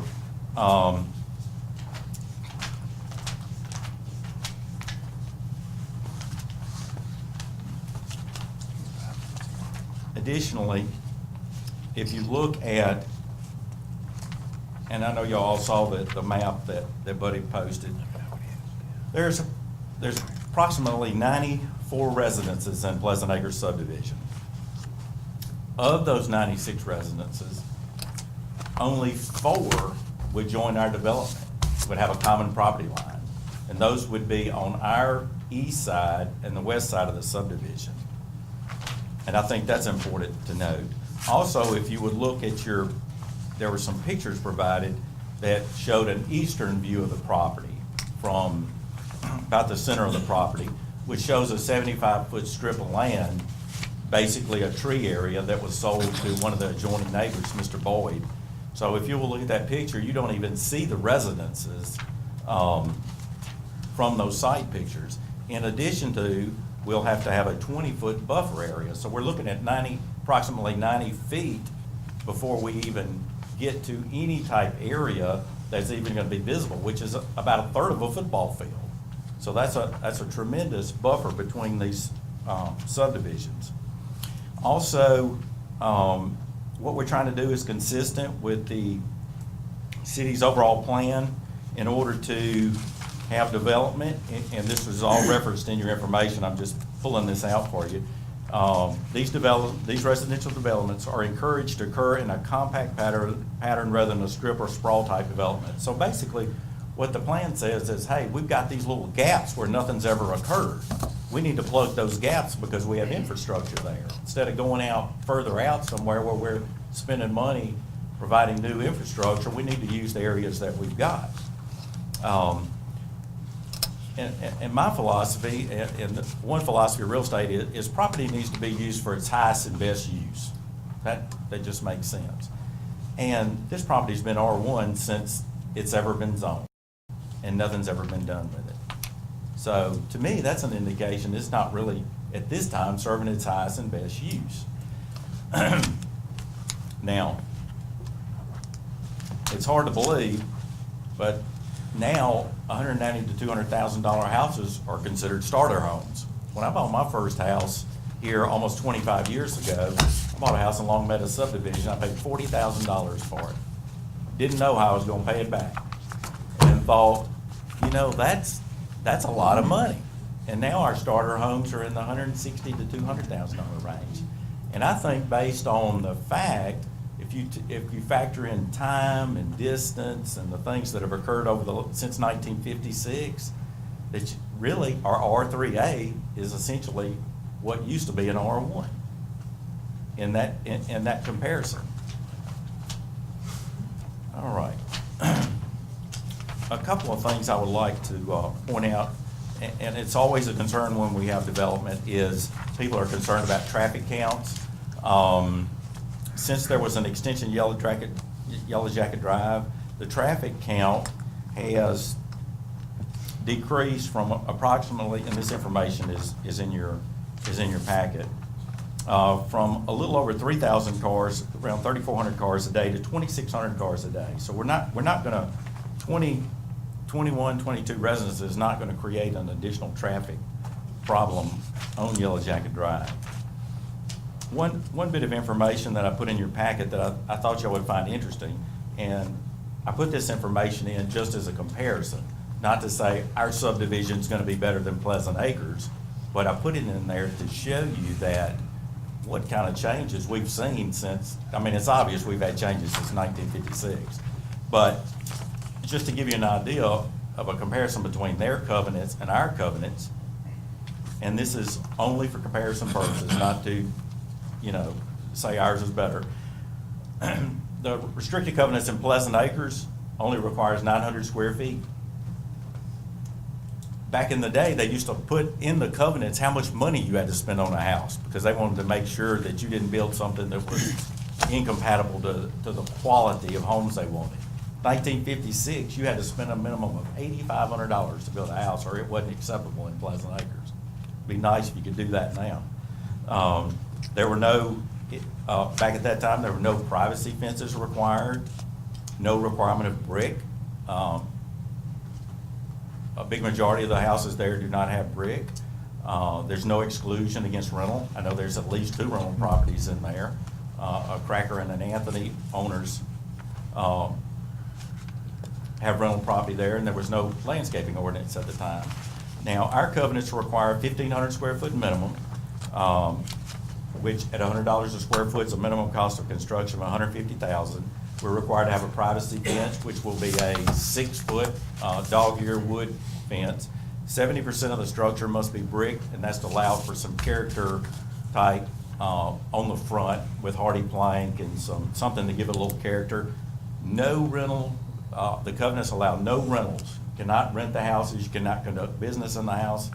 The yards will be sodded and a sprinkler system included.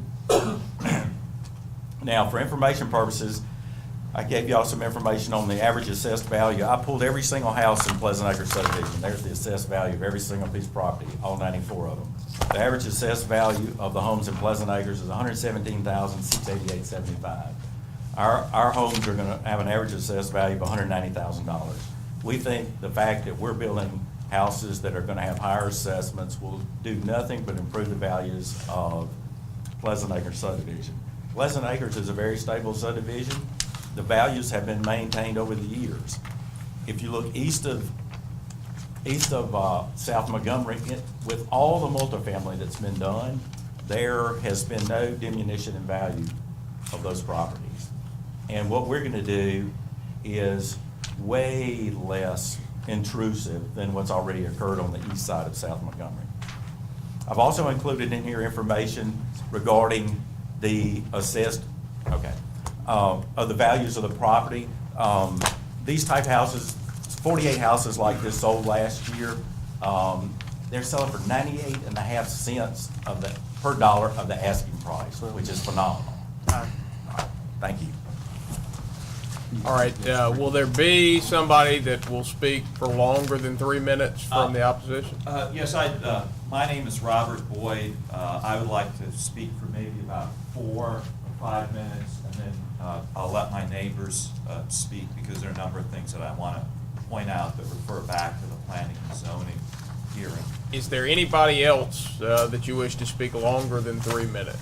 Well, there are a few that will speak, I think, at least 3 minutes. But I'd like to speak about 4 or 5. Here's what I'm going to do. I'm going to keep a running clock for you. Sure. I'll let you know when you hit 4 right. and 5, and I'll cut you off at 5. Well, before I get put on the clock, I want to make sure that the city attorney will acknowledge that we fulfilled in turning in those petitions the necessary percentage for those of us who live within 160, 150 feet of this development. The city attorney will tell you that there's a certain percentage of petitions that have to be turned in to require that there be a supermajority.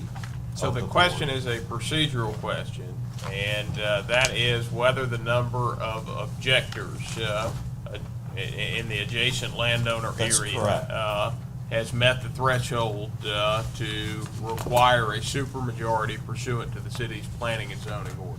Yeah. Would you like to field that one? Sure, and also state statute, and that's really the key. The law is that if 20% or more of the people living within 160 feet of the proposed rezoning sign a written protest against the proposed rezoning, then that does trigger a 3/5 supermajority requirement, which means that to uphold the proposed rezoning tonight and uphold the appeal and deny the board's or the Planning and Zoning Commission's recommendation of denial, it would take 5 votes instead of the normal 4.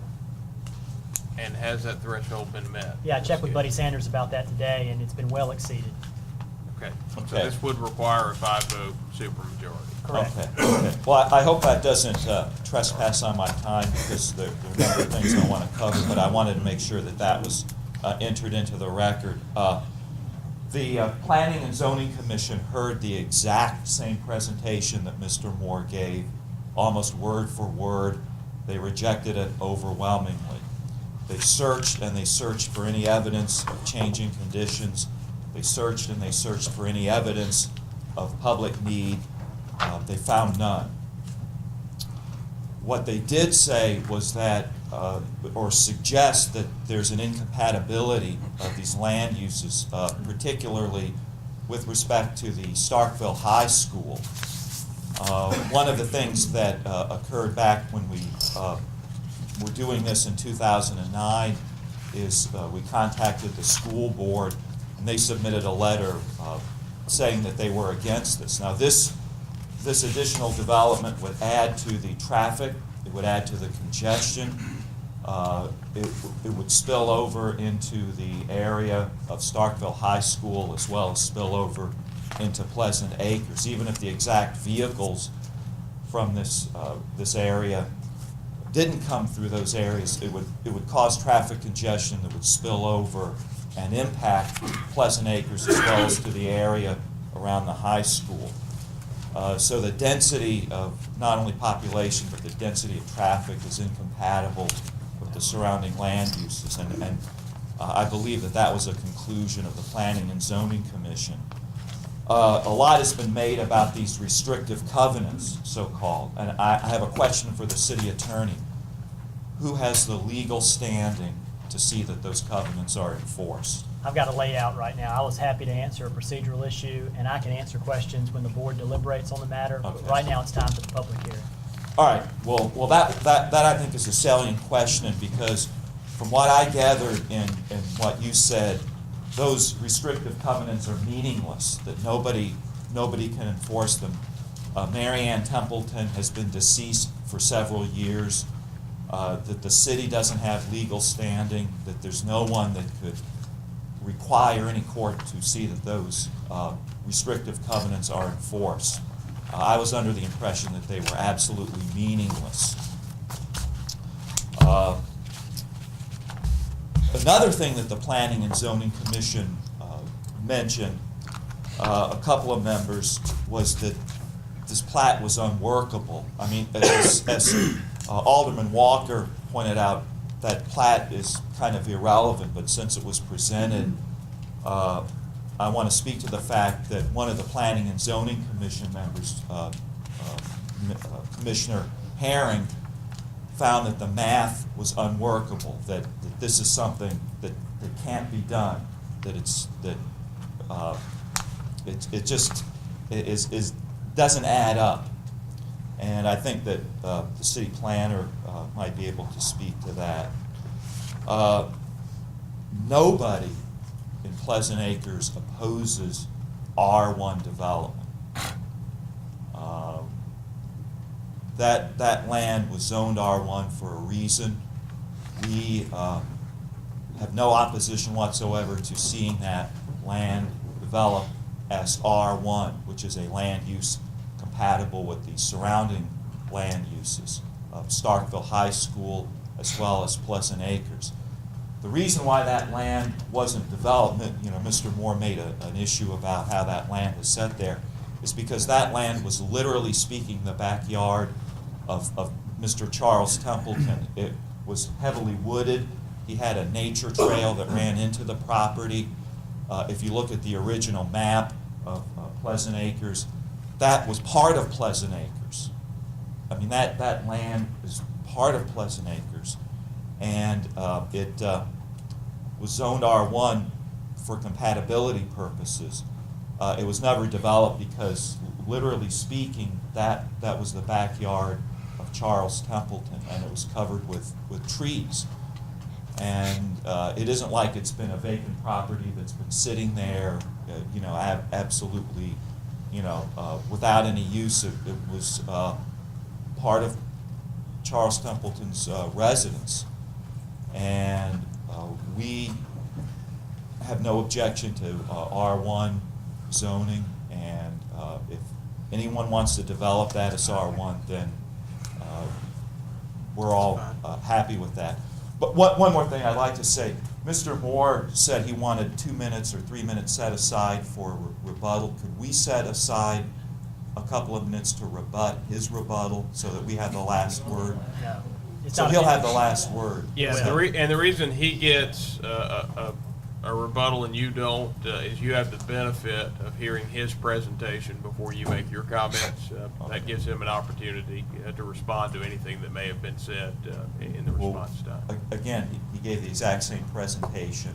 It was rejected overwhelmingly by the planning and zoning committee. Thank you, Mr. Boyd. All right, collectively, the group will have 10 minutes left.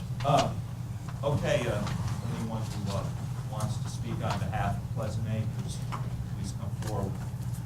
Good evening, everyone. My name is Marty Haug. I live next to Bob in the formerly Templeton House.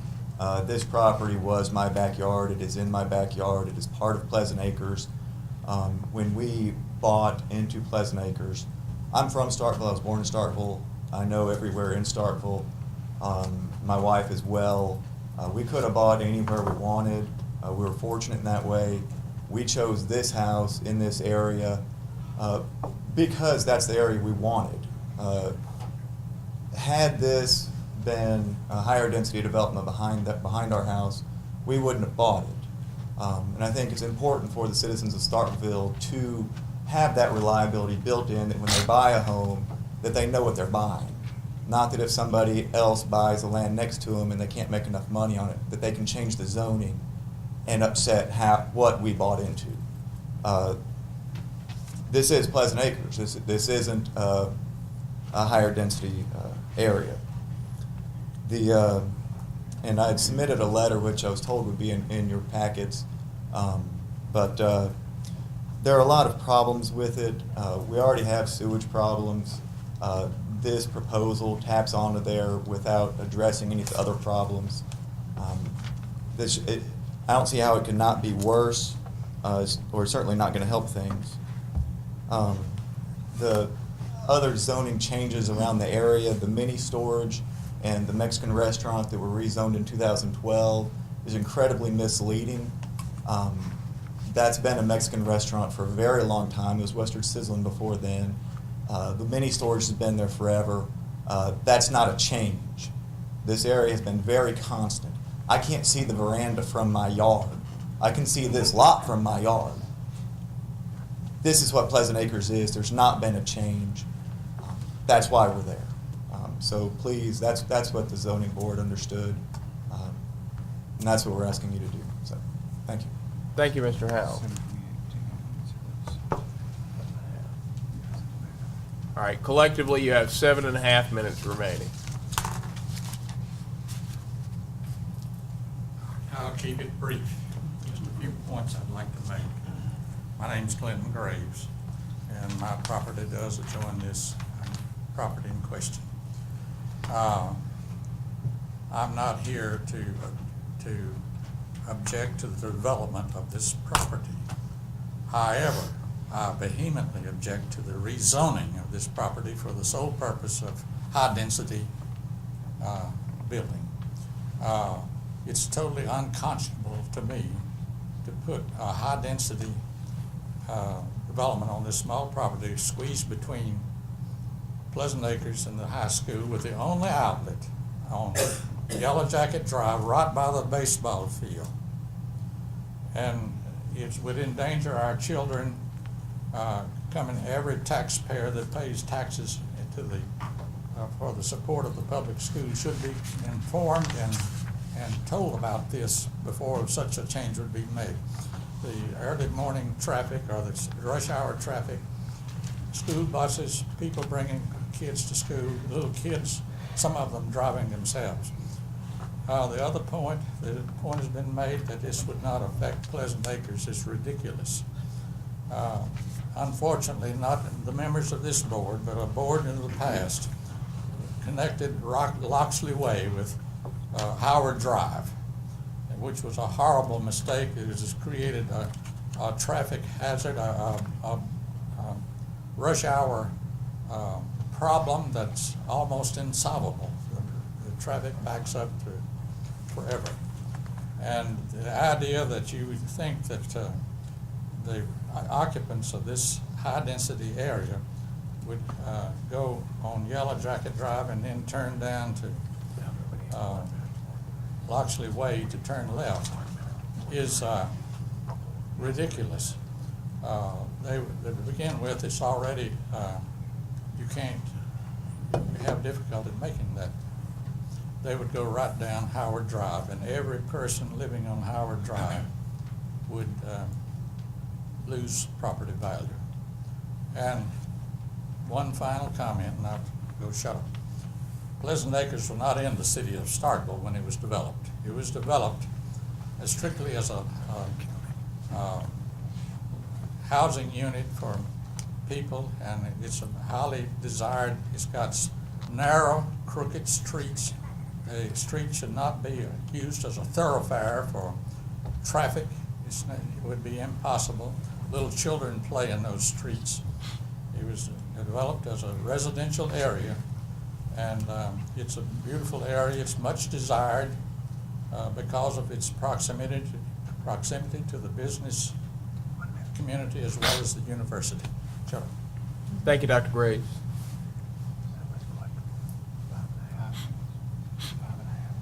Five and a half minutes remaining collectively. Hi, my name is Marion Jones, and I am a resident of Pleasant Acres for 3.5 years. I've been in Starkville for 8 years. This was a highly desired neighborhood for me to purchase a home in. It was affordable, but yet the lots were nice and big, a big yard for my dog. I've done a lot of property upgrades to my home, but I live right on Howard Road. And I can tell you in the last 3.5 years, the maintenance of Pleasant Acres, the roads, has gone way downhill. There are lots of potholes. There are lots of overhanging trees where it is difficult to drive. There are some places on Howard Road where 2 cars can't pass each other. And adding any traffic, even if it's just 20 cars a day to Howard Road, would be a hazard, not only to the drivers, but to the people who live on Howard Road also. So I really would appreciate you taking into consideration that there are those of us who purchased a home in that neighborhood for the ambiance, and this high-density rezoning would highly impact that ambiance. Thank you. Thank you, Ms. Jones. You have 3.5 minutes remaining collectively.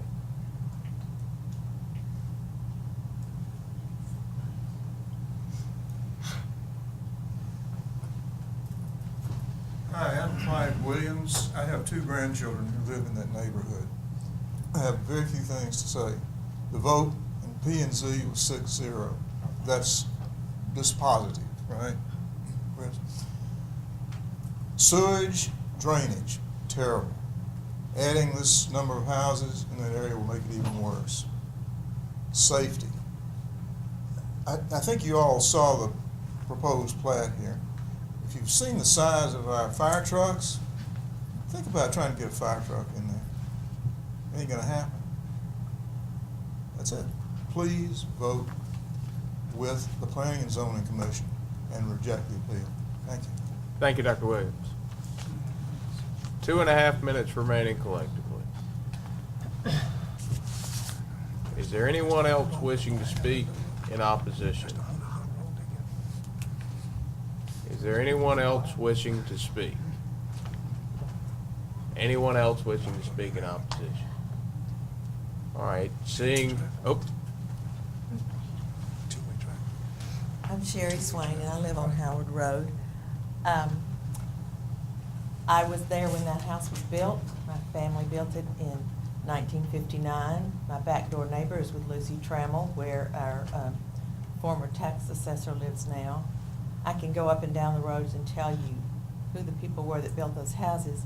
And I can tell you without a doubt that all 94 of those houses are on a different house plan, built by different people for a specific family.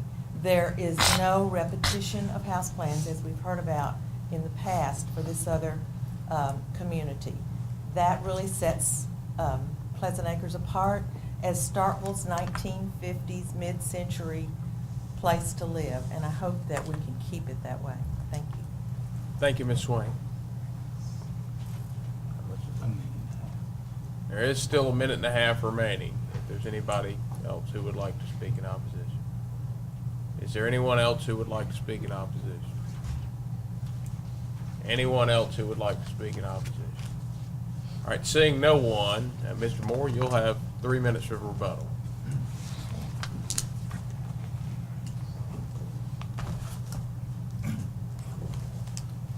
Thank you, Mr. Mayor. Just a couple of comments in response to some of the things that were said. We're going from a low density to a medium density, not from a low to a high density. So I think there's been some confusion about that. And we're basically seeking to have about 4.67 units per acre. So we're even on the low side of medium density. We've also shown that there's a public need. There's been 48 houses of this nature sold in the last 13 months, added almost $10 million to our tax roll. That shows that there's an obvious need. At the time the data was taken right before the last hearing, we're only 12 left on the market. So 80% of the houses in this price range had sold within 12 months. So there's definitely a demand for it. The other thing is that there seems to be serious concern about are the restrictive covenants. Those covenants did not expire when Ms. Templeton passed away. Those covenants run with the land. They are an attachment to the deed. They're a legal requirement. They don't evaporate at somebody's death. There's another reason for restrictive covenants too. Not only do they protect the residents of Pleasant Acres, they protect the residents of the people buying our subdivision. Nobody's going to go in there and buy one of our residences and we have no covenants. We might sell one house and then you don't have any covenants that say how many square feet you've got to have, what the house has got to look like, whether we've got to have fences, sodded yards. You can't sell residences in a neighborhood without protected covenants. So they're not only for the benefit of Pleasant Acres, they're for the benefit of our customers as well. To protect not only the people that buy, but the value of our lots and the value of our project. We anticipate adding approximately $4 million to the tax roll, which will be about $55,000 in additional revenue.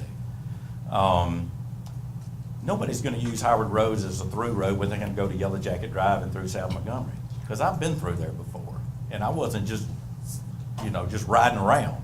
I went through there to see somebody there, and those roads are too curvy, too narrow, and too many stop signs to be used as a thoroughfare road. It's not going to work. Now, as far as the concern about the fire trucks, we have a DRC committee, and the fire department has to sign off on the infrastructure to make sure fire trucks can get in and out. So that concern will be taken care of.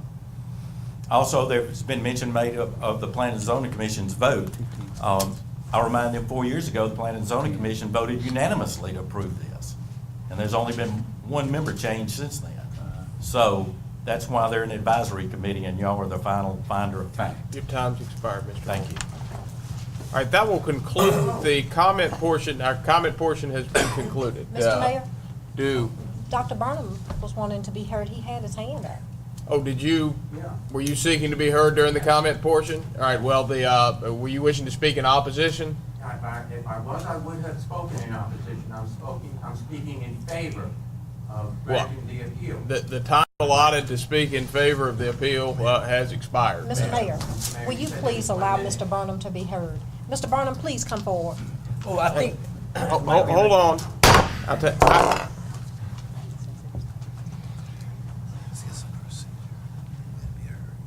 All right, city attorney says, since it was a public hearing, let's hear any public comment that anybody would like to make at this point. Thank you. I'm Ronald Burnham from Ward 2. I don't want to say anything negative on this or leave any negative impressions. I would just ask that you please grant the appeal so that they can go ahead with the development. I think that this is something good for Starkville. It's something good for the area. I don't know how many people here read what was in the e-packet and the whole packet. I did, and I found out that The Community Development Department prepared a very nice document, complete, and very much in favor of this. They themselves speak in favor of this. And I would hope that you would go ahead and grant this appeal. We need it, and I think it's good for Starkville.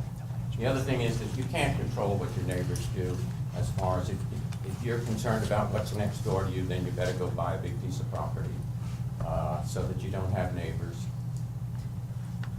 Thank you, Mr. Burnham. Is there anyone else wishing to speak for any reason?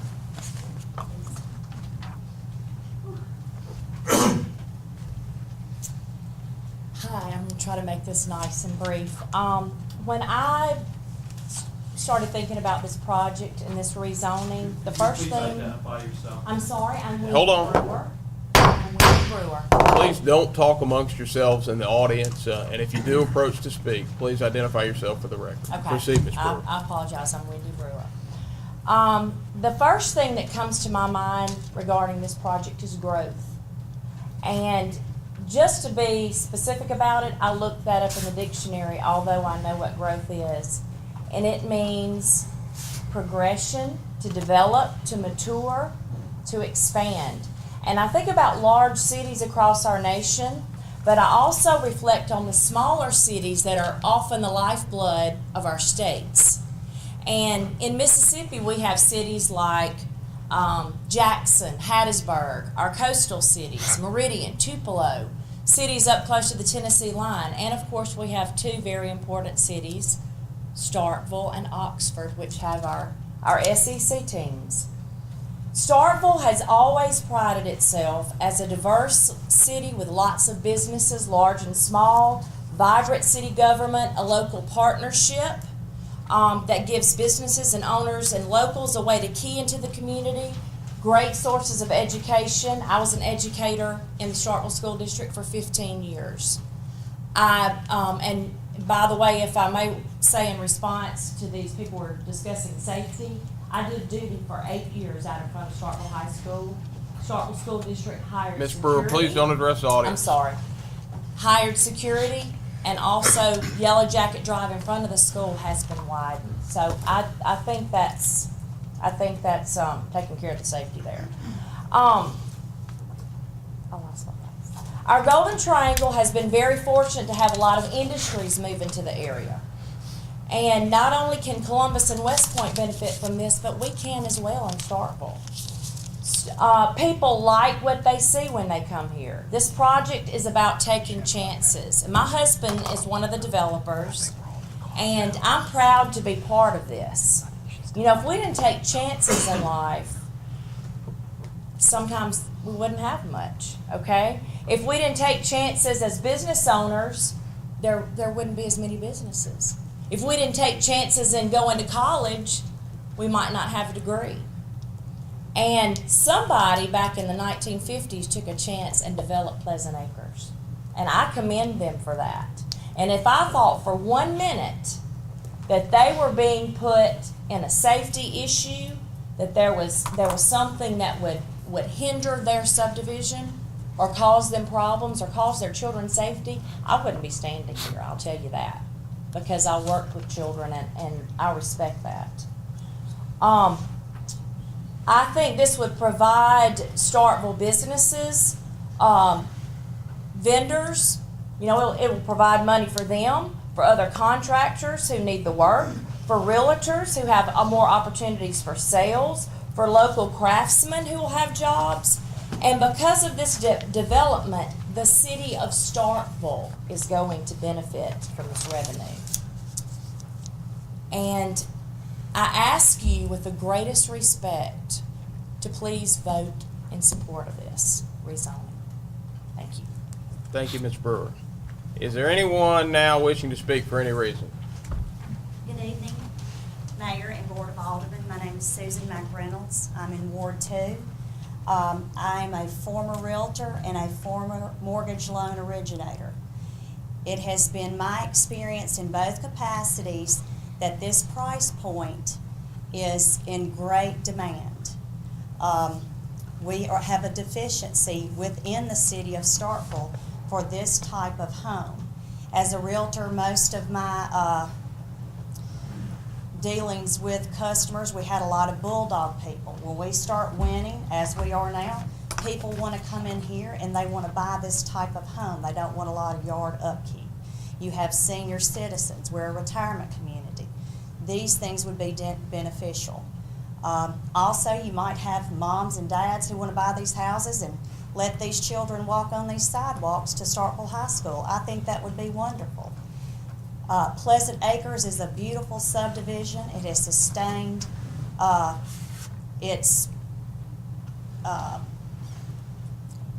what am I trying to say? It has sustained its price point. It has not declined. This subdivision is going to help.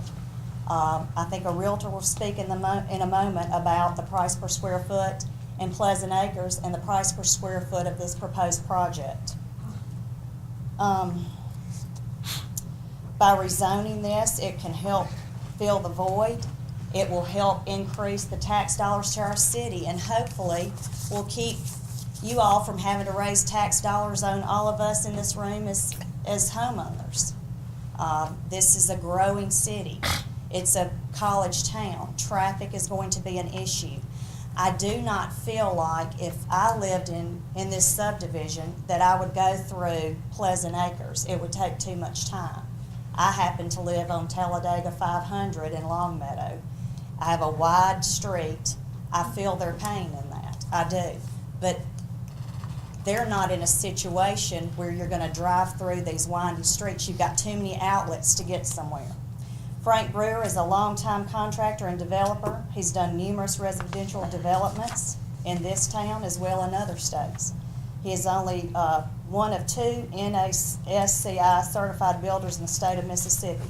He's passionate about his work, and he is a man of his word. He builds a quality product. I'm just asking for your support in voting for this rezoning project. I feel like it is beneficial and is what is needed for this community. Thank you. Thank you, Ms. McReynolds. Is there anyone else now wishing to speak for any reason? I'm Audrey McBride. I'm a realtor, McBride & Company Real Estate. I'm only going to state a few facts. There is a need for more single-family homes in Starkville. As Mr. Moore said, last year we had 40-something homes. 12 of those were left at the end of the season. Right now there are 29 homes in the Starkville City School District in this section of Starkville that are for sale in the $175,000 and $250,000 range. This is February. Things are selling like hotcakes. By the end of summer, those houses will not be there. We need homes. When I drive people around, that's the greatest thing I hear people say, well, this isn't like Madison, or this isn't like Tupelo, or this isn't, what do you have to show me that's new? We have a lot of older homes. Those things are great. People are buying those, but we need newer homes. We need to grow with the rest of Mississippi and with other places. I don't want to be the bottom of Mississippi all the time. The average home sale in Starkville is $169,000. That is hard to find. You're not going to find that, but that is taking your big $300,000 houses and your $83,000 houses. You're coming up with this number. Pleasant Acres, the house average per square foot is $83 per square foot. That is sold. That is in the last 2 years. These are going to be $125, $128 a square foot, and that is an average price for Starkville right now. The high end is $176 a square foot. We're getting that in Starkville. So $128, that is great. People can afford that, but it's not your low end. You're not going to have low income or anything like that. I think we all need to consider this and vote for this. It's a great thing for Starkville. Thank you, Ms. McBride. Is there anyone else now? Yes, ma'am.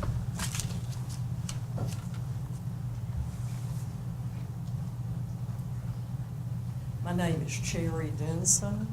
I live on Howard Road in Pleasant Acres.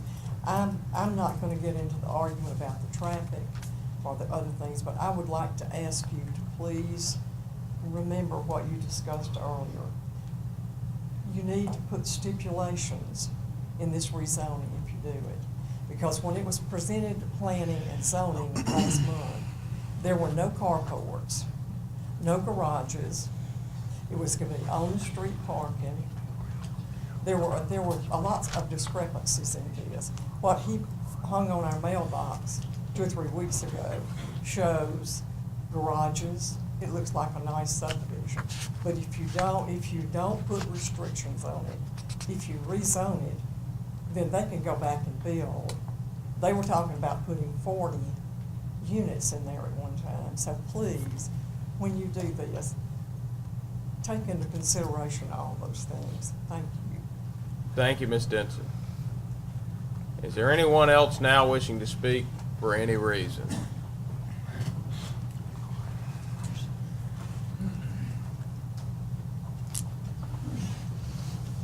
Hello, I'm John Gaskin. I live in Ward 4.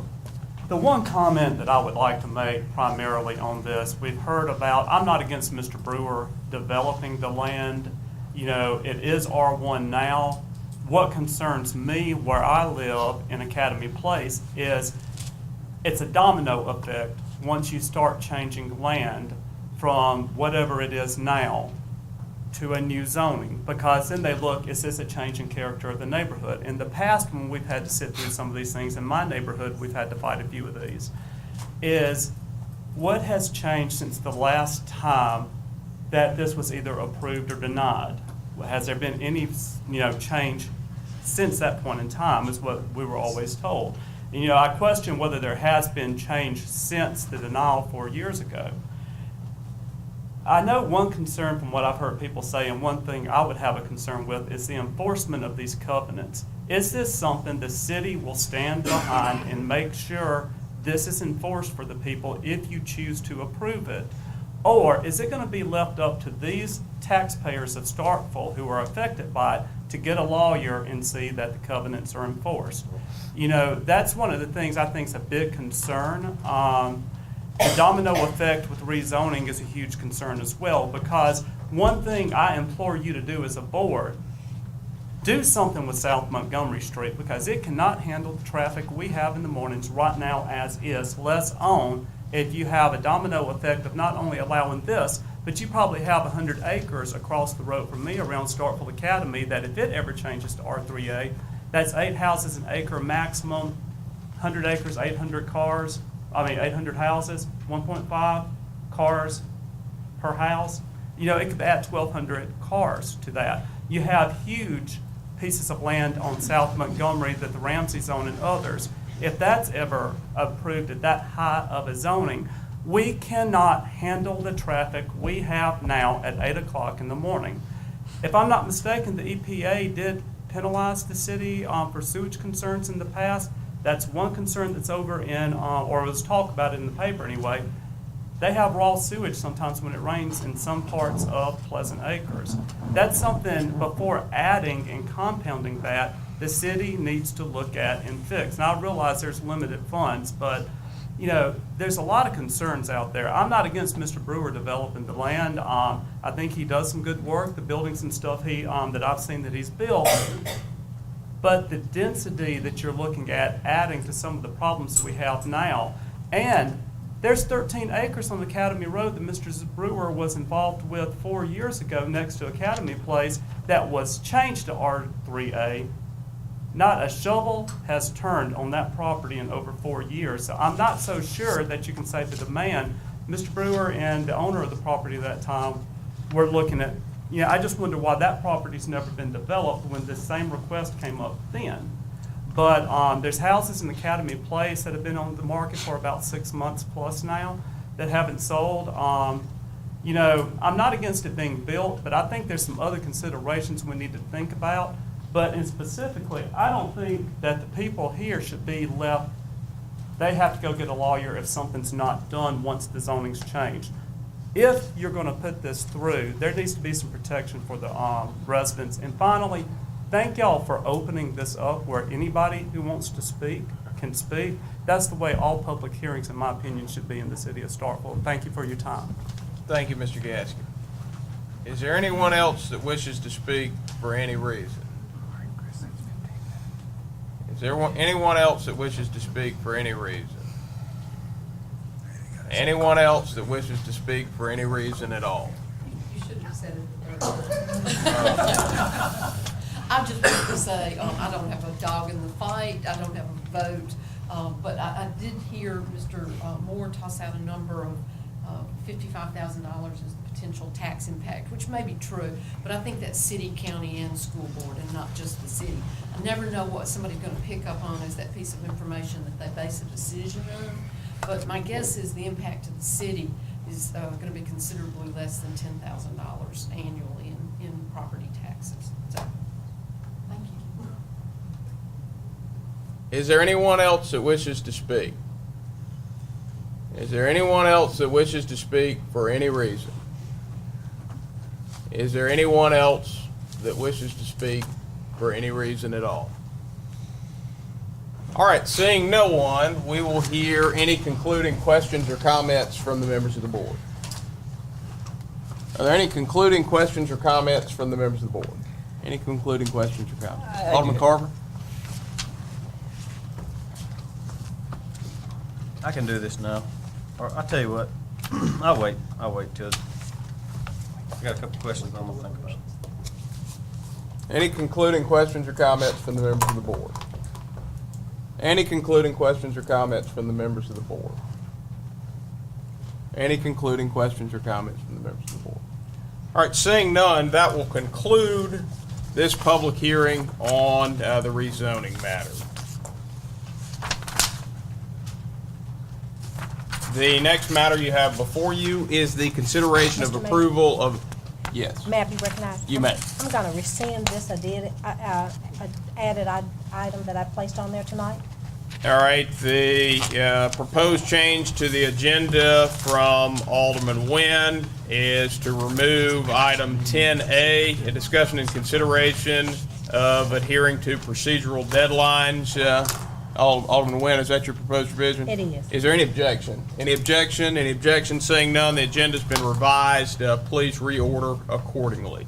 Thank you. We're now in discussion on the approval of an audit and cost savings agreement with Corporate Cost Solutions and the City of Starkville, and for the agreement to terminate when the Starkville's refund for all audited periods is received and payments and fees that CCS has made.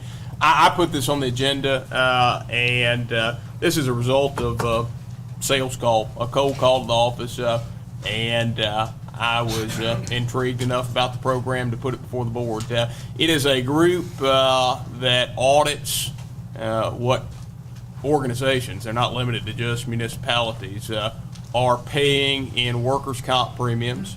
They represent that because of their knowledge of the industry, including the rating agencies that give the city a rating by which their workers' comp premiums are determined, it gives them a level of sophistication that cities don't usually have, and they can take their figures and match them to the figures that the city is assessed by the workers' comp carrier, and get the city a refund for previous years and potentially lower costs in years going forward. The reason I thought this was worth trying is they do this on a contingency fee basis. If they do not find any savings for the city, then we don't owe them anything. If they do find savings, then we split the proceeds of the savings on a sliding scale. For the first $100,000, we split them 50-50. Yeah. For the second $100,000, we split them with us taking 60% and the audit company taking 40%. For $200,000 and above that they recover, we split them with the city taking 70% and them taking 30%. They indicate that they usually find savings, which really are overpayments on the part of the city, in the neighborhood of 5 to 6 figures. Whether they can actually do that, I have no idea. But the city attorney has reviewed the contract, and he is comfortable that the contract as written doesn't expose the city to any potential liability if they don't recover anything. That's what my question was, the payment fee and schedule, so as long as the city attorney is comfortable with that, then I say move on item B. Motion has been made by Alderman Carver to approve of an audit and cost savings agreement between Corporate Cost Solutions Incorporated, CCS, and the City of Starkville, Mississippi, and to terminate the agreement when the City of Starkville's refund for all audited periods is received and payment of fees to CCS is made as presented. Alderman Carver, is that your motion? Yes, sir. Do I hear a second? Second. Motion has been seconded by Alderman Vaughn. Alderman Carver, do you wish to speak on the merits? No, sir. Any discussion? Any discussion? Any discussion? Seeing none, all those in favor, please signify by saying aye. Aye. All those opposed, please signify by saying nay. Measure clearly passes. The next matter you have before you is the discussion and consideration of the appointment of Juliet Weaver Reese to the vacant position on the Starkville Separate School District Board for a 5-year appointment set to expire on March 3rd, 2019. Alderman Perkins? Oh, we'll give an opportunity for the board members that are going to recuse themselves to do so.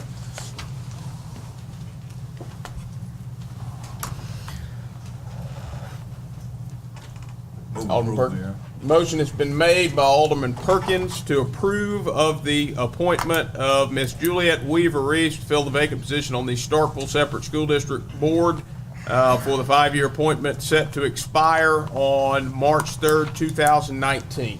Alderman Perkins, is that your motion? Yes, sir, Mr. Mayor. Do I hear a second? Second. Motion has been seconded by Alderman Nguyen. Alderman Perkins, do you wish to speak on the merits? No, sir. Discussion. Ready to vote, Mayor. Do I hear any discussion? Any discussion? Any discussion? Any discussion? Seeing none, all those in favor of Alderman Perkins' motion, please signify by raising your hand. All those opposed? Measure clearly passes. Congratulations, Ms. Weaver Reese.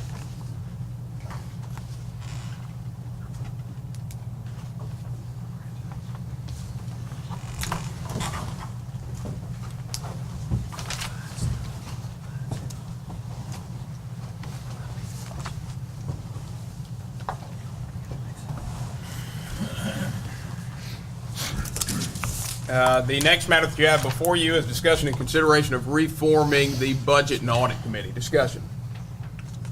Yes, sir, Mr. Mayor. I put that on the board as we're getting ready to go into a new budget year and some additional planning. As wonderful as it is to have a committee as a whole, it's very difficult to find times when everybody can be there and meet. So I thought this would just be more of an efficient process to reform the Budget and Audit Committee as it stood prior to us coming on the board. And with that, I would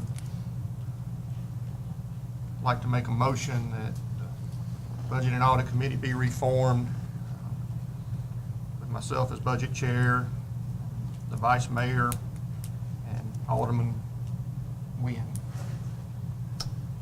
Motion has been made by Alderman Maynard to form a budget committee consisting of Alderman Maynard as chair and Alderman and Vice Mayor Perkins and Alderman Nguyen as members. Alderman Maynard, is that your motion?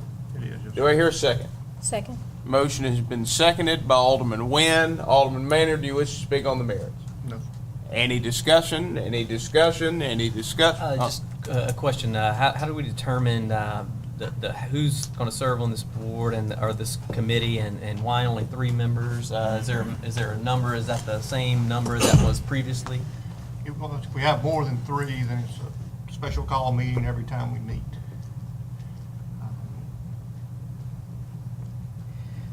I think while the committee of the whole might have been messy the first go around, I think it's a good opportunity to have everybody to have their voice heard in that meeting. So I'm supportive of continuing down that road. Further discussion? Any further discussion? Any further discussion? Any further discussion? Saying none, all those in favor, please signify by raising your hand. All those opposed, please signify by raising your hand. By a vote of 5 in favor with 2 against, this measure passes. The next matter you have on the agenda is a report on the review of the sidewalk ordinance by Chief Administrative Officer Taylor Adams.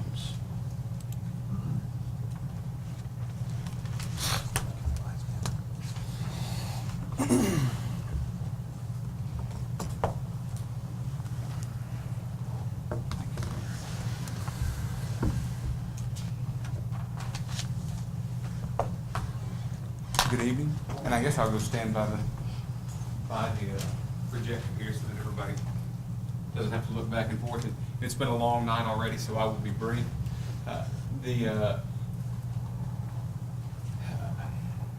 Obviously, we went through several, well, we started at a very different place than where we have ended. This was intended to be a complete review of the ordinance in place by the then Director of Community Development who left us, and so this fell to me, and I've done a review, and where I will represent to the public that I am not a city planner in any fashion. I have done what I could with this, and but admittedly, I have done so from a financial slant because that is sort of where my comfort zone is. And I should also mention I've worked diligently with Alderman Little on this, as we've had a number of conversations on this issue.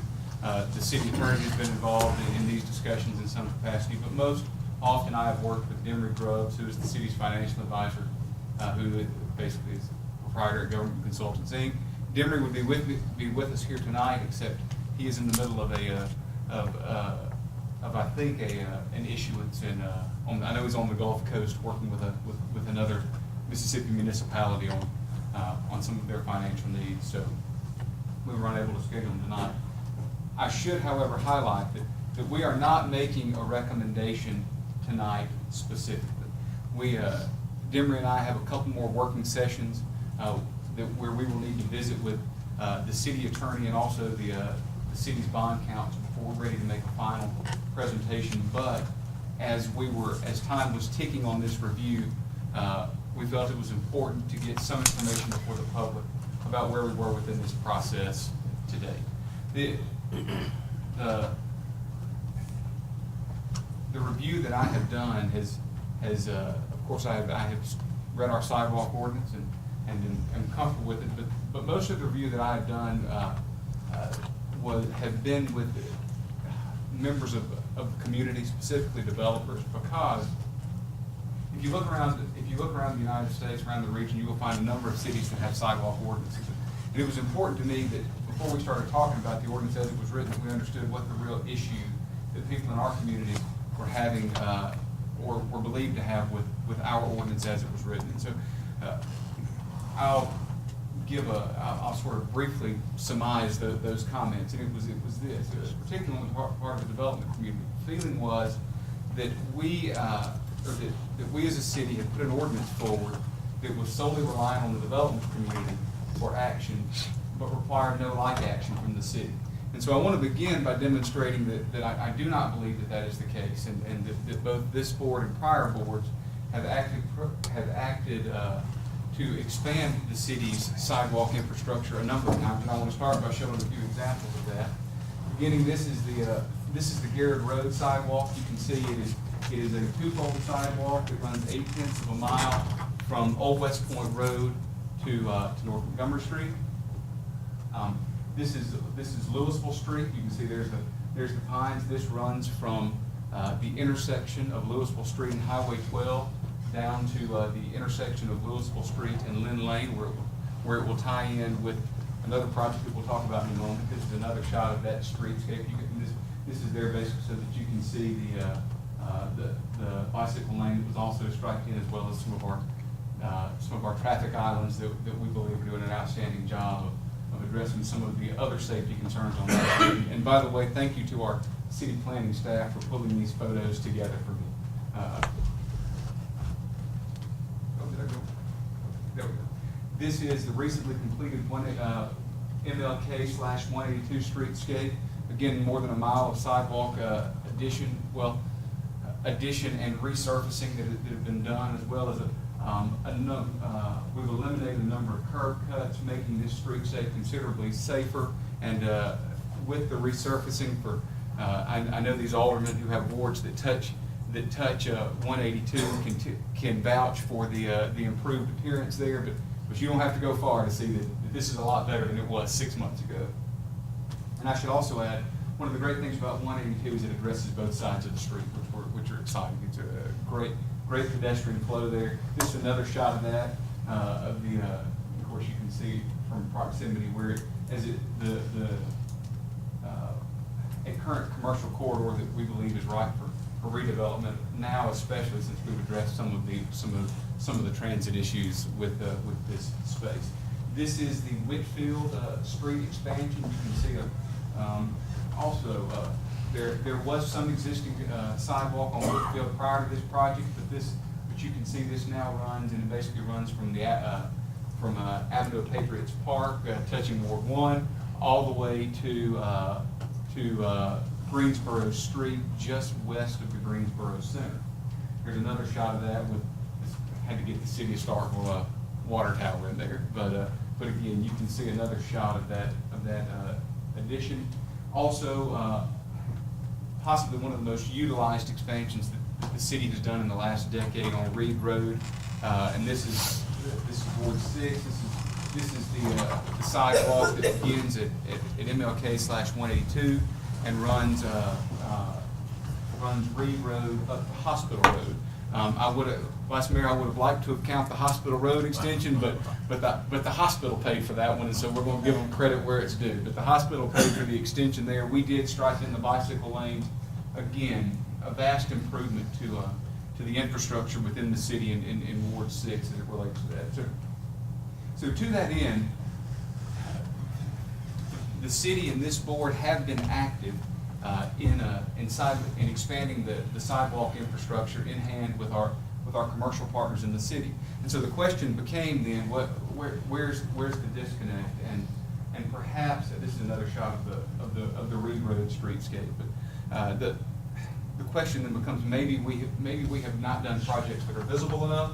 I don't know, because I think these are all well-traveled streets and you can drive by any of these at any point. The most isolated one that would be the furthest north going up on Garrett Road, but for the sanitation folks in the back, because who also do the city's litter control and landscaping, they can vouch as well as anybody that might be one of the most well-utilized sidewalks in the city now, because people are there walking for exercise every day, because it really is it's a very attractive street and so certainly our work crews are commended for the work for the efforts that they've put in there. So to that end, we know that the city has participated in substantial improvements to the sidewalk infrastructure. So the question became, there's this perception out there, what is causing it? And so we, Demery and I started spitballing, and we started brainstorming. And something the last board looked at that was, is there a way to get a tax credit to, is there a way that we could be a better partner for our commercial clients within the city and business owners, developers, things of that nature? And we quickly found, well, tax credits don't work. The last board tried that. There's nothing in the statute that would allow it. And so we went a little further. Is there a means of creatively using tax increment finance to achieve the same result? We quickly found out through a conference call that was going to be administratively impossible for us with current staffing. That it just did not work. So round 3, Demery and I are back to the drawing board again, and what emerged was something that, and if Demery were here, he would tell me which. I believe it's Horn Lake, but it might also be Olive Branch. So it is a Memphis, Mississippi connector, and so I will apologize to anyone from those cities that I just identified incorrectly. But there was a large commercial, and it was a big box retail expansion. And Demery did this one himself, and what he did was he stepped out and he drew a larger than needed TIF district, and was able to do a major expansion of the sidewalk infrastructure in that part of the community off of the dollars that one project generated. And so I will tell you where we are at present is there a way that we can do that or something similar to that for our business partners, for developers in the area? And so what does that mean? I don't know is the long and short of it, but we are at present looking at where Starkville is blessed right now for all of the talk of whether we are or are not business friendly. One thing that I think is important to note is we have more than $100 million of new development permitted within the city right now that's somewhere in the community development process. And we see that number growing every day. The board graciously allowed us to hire a third, or to advertise to hire a third building official. That we don't just create positions for the sake of it. The two officials that we have right now, as well as our city planning staff, are approaching the point of being overwhelmed with, and the evidence of that is the administrative person that we added, granted on a temporary part-time basis to give the city planner support. But on the development side, we are blessed to be in a city that is not just growing, it is busting at the seams. And so, what we are doing at present and where we are in our review is that we are looking for, and this is our current sidewalk development area. We are looking at large developments that we know are coming online sometime in the next 12 to 18 months, and trying to find a way to creatively use ad valorem revenue, new ad valorem revenue that will generate just by coming onto the rolls, to find a means of doing recommending to the board another expansion. Now, obviously, we're not asking the board for anything tonight, and I think it would be premature to say that we even have a project in mind. But what I can say is that the one thing that is the main focus of our brainstorming is that if we have a perception issue that relates to whether or not the city is as committed to sidewalks as we are asking the development community to be, I can tell you that the easiest way that we know to address that is to pick one of the most high-traveled commercial corridors in the city. And so all of our study to date focuses on areas like that, and we don't have that many, so you can and 182 just got addressed, so that's one less. So if you're wondering what we're looking at, I mean, it's without me letting the cat out of the bag, it's not a very long list. But what I can tell you is Jimmy and I have another call scheduled for the end of this month. We anticipate that we will ask the city attorney.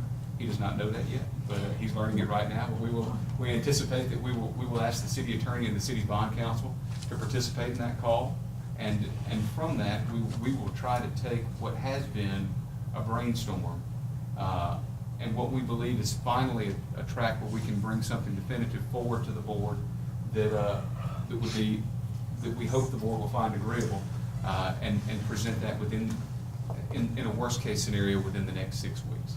I want to hit a couple more projects, and this is exciting. I was waiting on a call before we came in here today that we had one piece of property remaining that we still needed to complete the right-of-way acquisition process for the Lynn Lane multi-use trail, and we thought that would be in by the close of business today, and that's my fault for not getting on the phone with the city engineer.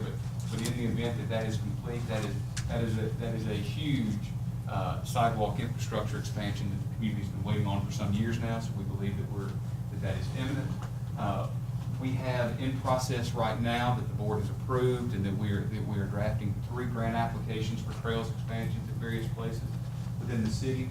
And then we've just begun talking about the Russell Street improved streetscape, which will also tie sidewalks from Highway 12 around to where Russell Street intersects with Plainview. This is the newest of or I would say the furthest to completion of the 3 that are listed. But all 3 of these items are in play right now, and these are active projects right now where the city is seeking to continue our sidewalks infrastructure expansion. In addition to that, we spend $50,000. We budget $50,000 per year, I should say. We have traditionally budgeted $50,000 per year for maintenance and improvements on existing sidewalks within the city. And we do understand that that's something that is becoming an issue, particularly in the center of the city. But our city engineer is working diligently to correct as many of those as he possibly can. Most recently, we would reference the repairs that were made on Main Street and on the University Drive sidewalks within the last fiscal year. And then also, if you look at what's going on with the expansion around the Fire Station 1 Park right now. Board, that is what I have today. Are there any questions for me related to this issue? questions or comments for Mr. Adams? Are there any questions or comments from the members of the board for Mr. Adams? Any questions or comments? Thank you. I just have one. I think, first of all, thank you for giving the presentation tonight. I'm glad that you've reached out and you're talking with Mr. Grubbs and others. I think before we go too much farther down the road, I think while we are looking at it from a financial standpoint and a perception standpoint, I think that's admirable. I think the other piece that we definitely need to look at is to have another piece of the puzzle where we are having,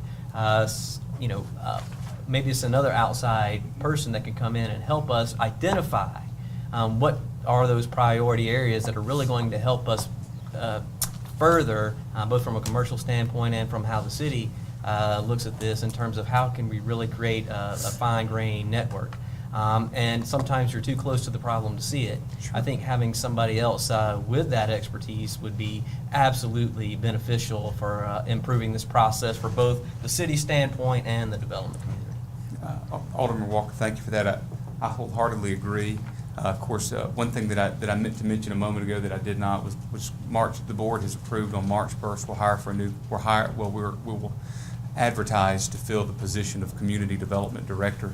And certainly I envision whoever we bring into that role will be far more qualified to complete that exercise than I am. But thank you for that. Mayor. Alderman Mayor. There's Mr. Cosman in the back there. The Starkville in Motion has done one study. Is there a study that had been done on existing sidewalks and use of connectivity? There is, most of that study would have come out of the Tiger 2 application from 2010 now? 10, yes, sir. I can't say that would be entirely holistic, but it would certainly be a foundation that we could build on, complete this, likely in a fairly short order if we had the staff to do it. I should have most of that information if someone in the city does not have that. It would also be great, we had someone who was an expert in GIS, create all the GIS data for us. However, I'm not a GIS expert.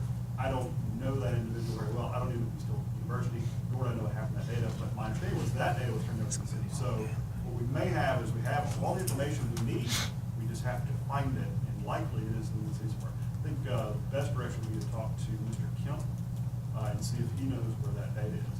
If we have the GIS data, then it becomes a cinch to just pop up I wouldn't say pop up a report, but do it, at least we would have all the information we need to create a report. Thank you. Now, there has been some substantial changes in the past 3 years, 4 years, as Mr. Adams just alluded to, so those things will be added to that as well. Thank you, sir. Appreciate it. Further questions or comments from the members of the board? Mr. Adams, thank you very much. Thank you, Vice Mayor. Thank you. Do we hear any further questions or comments from the members of the board? So much. Any further questions or comments? Seeing none, thank you, Mr. Adams.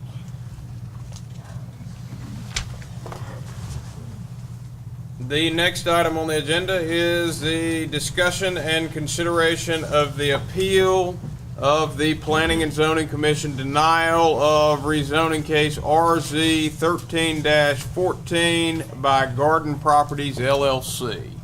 Alderman Walker. Thank you, Mr. Mayor, for recognizing me. I have a statement that I would like to read. That was sent to me today from two residents of Pleasant Acres who couldn't be here tonight because they are out of state. They didn't want that, and you also had a letter in their packet. It says, members of the board, my name is Ed Deckard and I live at 809 Pine Circle in Pleasant Acres. My backyard with no buffers or trees is adjacent to the property in question. My wife, Kristen, and I asked that the decision of the P&Z committee to deny the rezoning request be upheld for two reasons. First, this property was denied rezoning in 2009 because it did not meet the criteria for rezoning, particularly a change in the area. In the past 5 years, there have been no changes in the immediate area surrounding both Pleasant Acres and the property in question. During the recent P&Z meeting, changes in the area were mentioned, but they all predated the last rezoning denial. If there was not reason enough to rezone the property in 2009 and there has not been a demonstrated change in the area since, there seems to be no reason to overrule the P&Z denial of rezoning. Two, My house and at least one other house on our street, both of which are adjacent to the property, currently have issues with inadequate stormwater and sewage drainage. There has been no assurance that the water runoff generated by the additional houses allowed by rezoning from R1 to R3A would not worsen our problems with drainage. I understand this is a personal concern not likely shared by all, but it speaks to a concern shared by many of us in Pleasant Acres.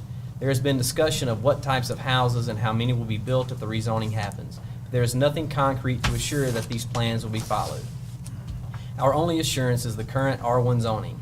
You will have to forgive us for not being satisfied with taking the developer's word when the possible effects to us and the surrounding areas are this serious. Ed and Kristen Decker. Furthermore, now I have a couple questions.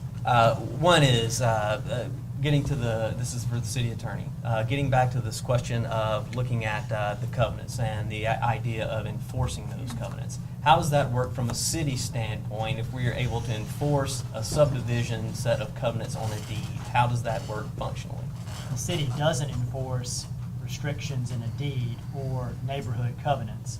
The city would enforce conditions attached to the rezoning. That would throw it within the jurisdiction of the city. Okay, so to make clear, the things in the covenants that say 70% brick, privacy wood fence, other things that are mentioned in the covenants, the city has no enforceable mechanism to control that. Correct, unless they were made actual restrictions or conditions to the rezoning, then the city would. But as they stand right now, the city does not have jurisdiction to enforce those. I think this is you can see from the turnout tonight and both from Mr. Brewer looking to develop this property that this has been a property who's been up for rezoning on multiple occasions. I think there are plenty of concern, and most of those have been addressed tonight, related from safety to drainage and other issues. I think you've also heard on the other side that there may in fact be a need for a market for these types of housing. Just because there's a market for this type of housing in Starkville doesn't necessarily mean that this is the right piece of property to do that. I think furthermore, the discussion that was had earlier tonight about boards and commissions that we have in this city, while we can argue, we all probably have our own set of priorities and which boards or commissions are more important than the others. I think school board's pretty darn important, but I also think planning and zoning is pretty darn important too. And that board that commission looked at this and made a unanimous decision to deny this request. They studied the issues very carefully, and I think it would be a wise choice on this board's part to realize that people take this issue very seriously, and they presented their case as such and made a recommendation. And I would hope that this board would consider all the information that they've heard tonight and also consider the recommendation, the unanimous recommendation that Planning and Zoning made a month ago on this project. Further discussion? Alderman Nguyen, I saw you first. All right, Alderman Little. We've heard several mentions of sewage backup and drainage issues. Mr. Devlin, could you speak to that? I mean, as far as your department and what we've been encountering over there, as far as sewage backup or overflows, or where are we on the capital improvement list as far as, are we working to address that? Is this going to cause additional issues?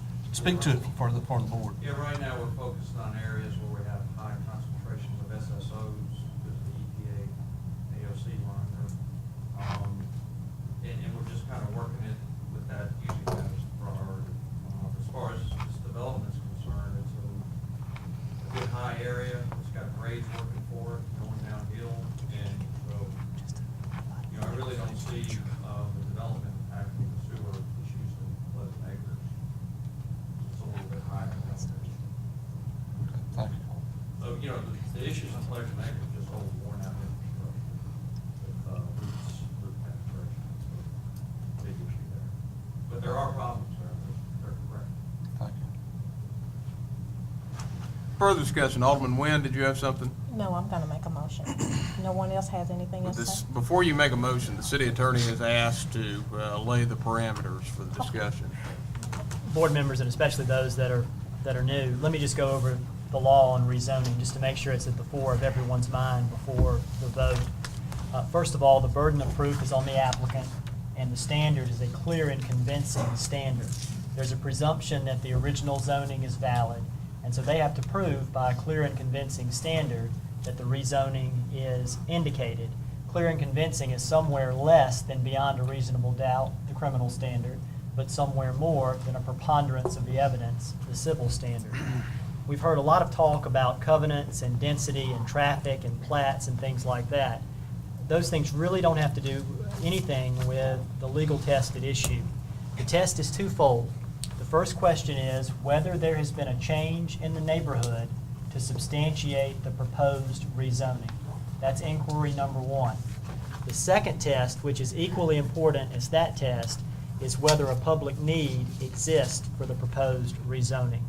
Now, with respect to change, questions that always come up is how far back can I look for change? In this case, this issue was brought before the board in 2009, but the request was from R1 to R3. The request was then brought back in 2009 from R1 to R3A. However, when the P&Z denied the R3A request, it died on the vine and never went back, never came to the board, according to the facts that are in the staff report, and I talked to Mr. Sanders to confirm that those are accurate facts. So this board has never been presented with a request to change this piece of property from R1 to R3A. Therefore, I don't think this board is limited by 2009. I think it can look at whatever time period it deems relevant to determine what change has occurred. The second question with respect to change is, what is the neighborhood? The law leaves that totally up to y'all's discretion. It could be narrowly drawn or broadly drawn depending on the circumstances, and that's totally your call. Another question is, what is sufficient evidence for change? The law says a couple of things. First, that rezonings in and around the neighborhood are evidence of change. Second, developments that occur but are not necessarily rezoned, that can also be evidence of change. And third, the law says expressly that you can use your own personal familiarity with the neighborhood to determine whether or not change has occurred. My last point, the Planning and Zoning Commission. It's an advisory commission, meaning that the board can accept its recommendation or deny the recommendation. If this issue were looked at by a court of competent jurisdiction, the planning and zoning vote of 6-0 would be looked at as some evidence, but not dispositive evidence on the issue. So the board does have discretion to accept that recommendation or reject it. Thank y'all. Sorry to monopolize the time. All right, now I've got Alderman Carver, Alderman Walker, and Alderman Nguyen. Did you wish to make your motion now, or do you wish for them to speak first? If you all want to, you can go ahead and speak now, and then I'll make the motion. All right, Alderman Carver. City Attorney, you touched on some great points. But that was back to my original question. How far, I've heard dates of 1956 and I've heard 2009, but to the warranty deed, speaking to that, what year was that with Ms. Templeton? As far as that was the one specific question I had. Y'all know? Yeah, I'll have to look and see the date of that. Because, and that's a twofold question leading into the second. 2008. 2000, so, okay. In your legal opinion, and we're trying to base this solely on the change of character of a neighborhood, we heard of Mason DeVille and all these places up down South Montgomery, in your legal opinion, should we consider those as, some kind of, are those items we should look at? I mean, those developments? I can't tell you what to look at. I can tell you what the law says, which is you can look at developed properties in the neighborhood to determine whether in your mind change has occurred. Is there any kind of distance we need to be considering, a half a mile, quarter mile? No, the cases say that, for instance, in a dense population, New York, your neighborhood might be 2 blocks, whereas in a rural population out in the country, your neighborhood might be 2 miles. Depends on the circumstances. Alderman Walker. Mr. Sanders, what's the requirement for people that were being notified? What's the distance and the number of people that were notified for this rezoning? Did it extend all the way to Maison DeVille or Annabella or those places?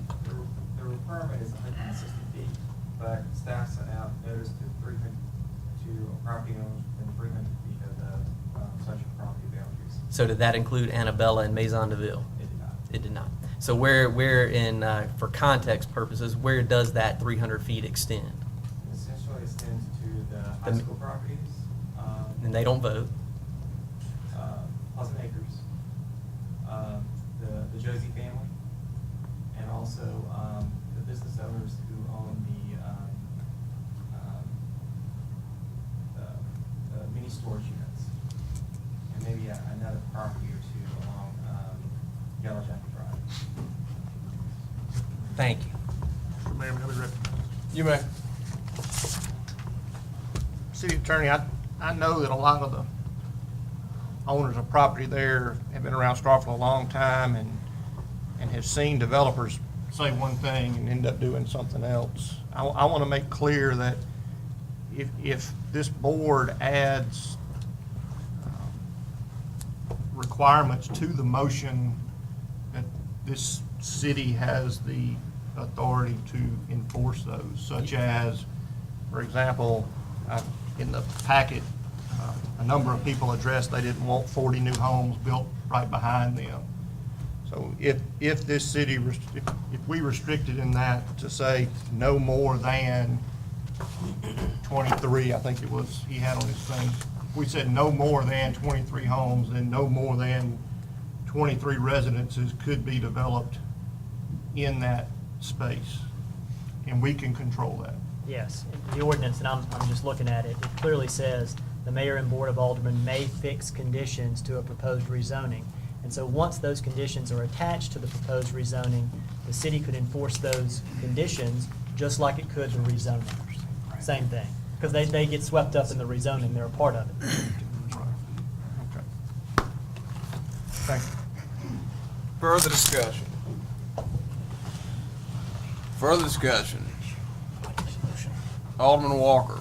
I'd like to make a motion to deny the appeal of Garden Properties LLC and uphold the recommendation of denial by the Planning and Zoning Commission.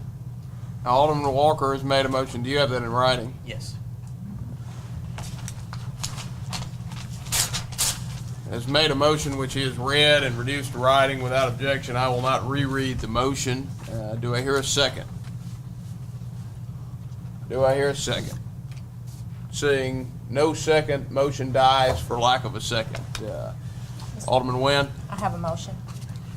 Move approval to grant the rezoning request sought in the appeal submitted by Garden Properties LLC related to RZ 13-14 with the conditions that the development of the property be adherent to all of the restrictions outlined in the deed, that dual car garages are required, that all privacy fences are 6 feet tall at minimum, that no more than 23 home sites be developed, and that the developer utilize bioretention as a means of stormwater management with a plan to be submitted and approved by the city planner during the development review process. And have you reduced that to writing? I did. Could you pass it forward? All right, since Alderman Nguyen has just read her motion and she has reduced it to writing, I will not ask for it to be reread without objection. Can you please reread it? All right. The motion is, she moves approval to grant the rezoning request sought in the appeal submitted by Garden Properties LLC related to item RZ 13-14 with the conditions that the development of the property be adherent to all of the restrictions outlined in the deed, that dual car garages are required, that all privacy fences are 6 feet tall at a minimum, that no more than 23 home sites be developed, and that the developer utilize bioretention as a means of stormwater management with plan to be submitted and to be approved by the city planner during the development review process. Do I hear a second? Second. Motion has been seconded by Alderman Little. Alderman Nguyen, do you wish to speak on the merits? No, I do not. Discussion. Any discussion? I would just like to say that I served on the Planning and Zoning Commission 2009 until I chose to do this. During that time period, we made many recommendations for the board, and many of those times were conditional uses where we added conditions on property of what that would happen. And I think our city workers do a fantastic job. And you just heard CAO Mr. Adams say that we're going to be hiring another enforcement person.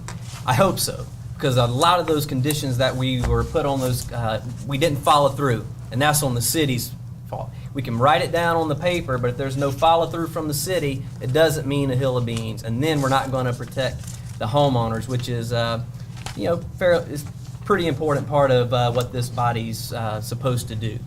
I think what's been demonstrated by this board, that this board has demonstrated again and again, that, yeah, the buck stops here. The final decisions will be made by the Board of Aldermen. That's a case in point. I think here's a case where, do we even need a planning and zoning commission? If we want to make our city more business friendly, do we need that advisory committee? Do we need design review? Can they just come to the board and we say yes or no? It seems like we're getting closer to that point, and I think that's not a slippery slope to go down. Do we need appeals boards? Do we need planning and zoning? I'm not sure. If we don't value what they have to say, and a unanimous decision. It wasn't like it was a 4-3 vote. It was a unanimous decision. So I find that to be a little bit disappointing tonight. Disappointing for the residents of Pleasant Acres, and disappointing for the neighborhood that you might live in, where the next development that may come, and just because somebody asked for a rezoning doesn't mean you have to grant it. Further discussion. Maintain decorum. Further discussion. May I be recognized? You may. Mr. Attorney, just make sure everything is in order, and I believe it is. Just make sure the client's fully represented, as you always do. So are you satisfied that the motion accommodates the conditions in a manner in which they're attached to the rezoning, that it can be enforced, by the city if there's non-compliance? Let me read it one more time, and I will weigh in on that. Just want to get you on record here, so. Sure.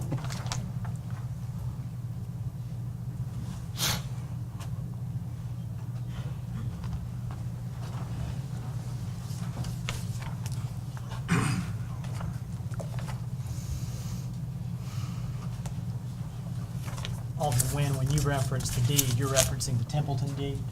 Was that the deed in the packet? And Mr. Attorney, that motion probably needs to reference specifically that deed since we speak to our minutes. It does. I'm going to add the deed page book and number on it.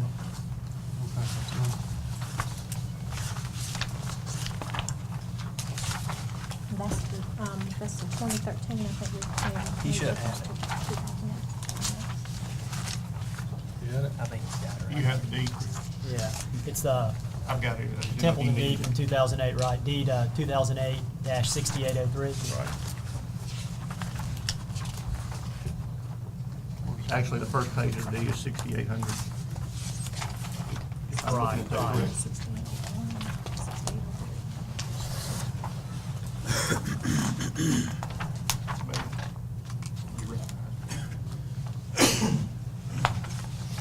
Somebody said I had this first.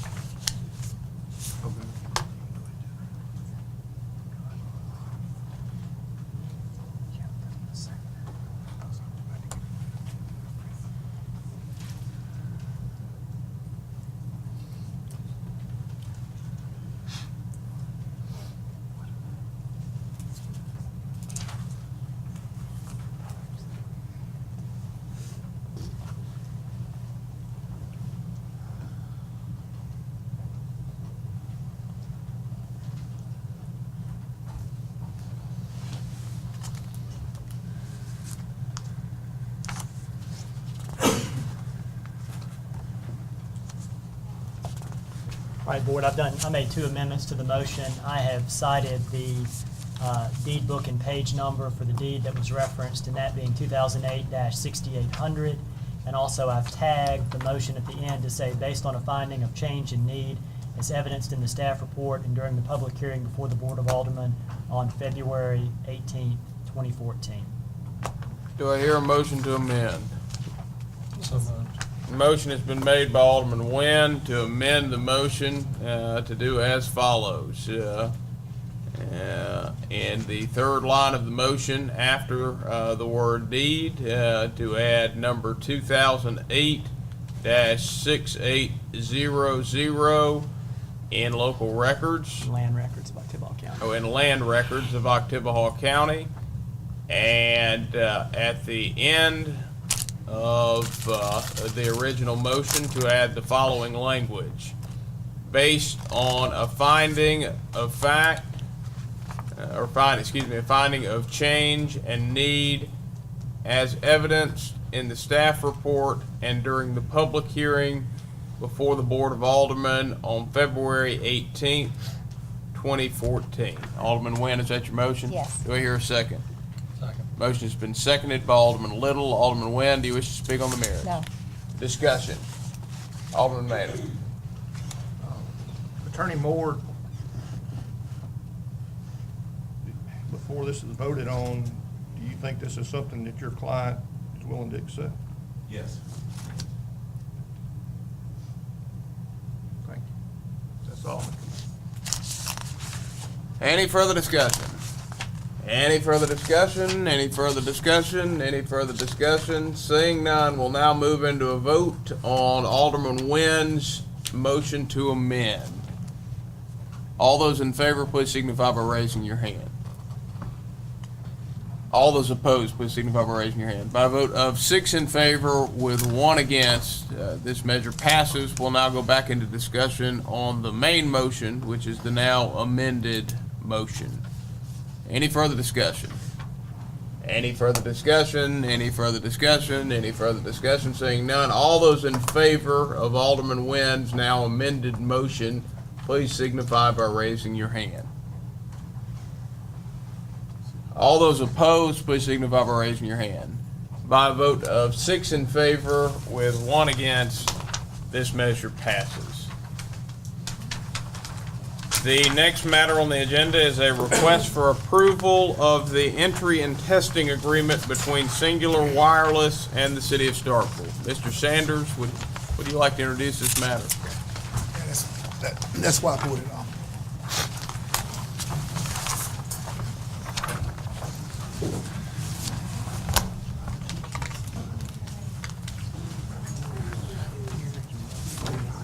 Mayor, Vice Mayor, Board of Alderpersons, AT&T Mobility, or New Singular Wireless PCS LLC, has approached the city about a possible new solar tower to be placed adjacent to property by J.L. King Park. They're requesting access to the property to do environmental and propagation. The tower gonna be where you say? I'm sorry? Where the tower gonna be? Adjacent to J.L. King Park. This where it will be located at, or this gonna be a sample, a trial right here? Or this where this tower will be located at? It will be located essentially to the north of the parking lot on the hill above J.L. King Park.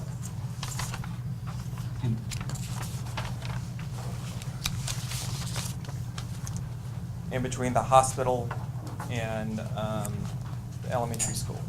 Okay. Further questions or comments for Mr. Sanders?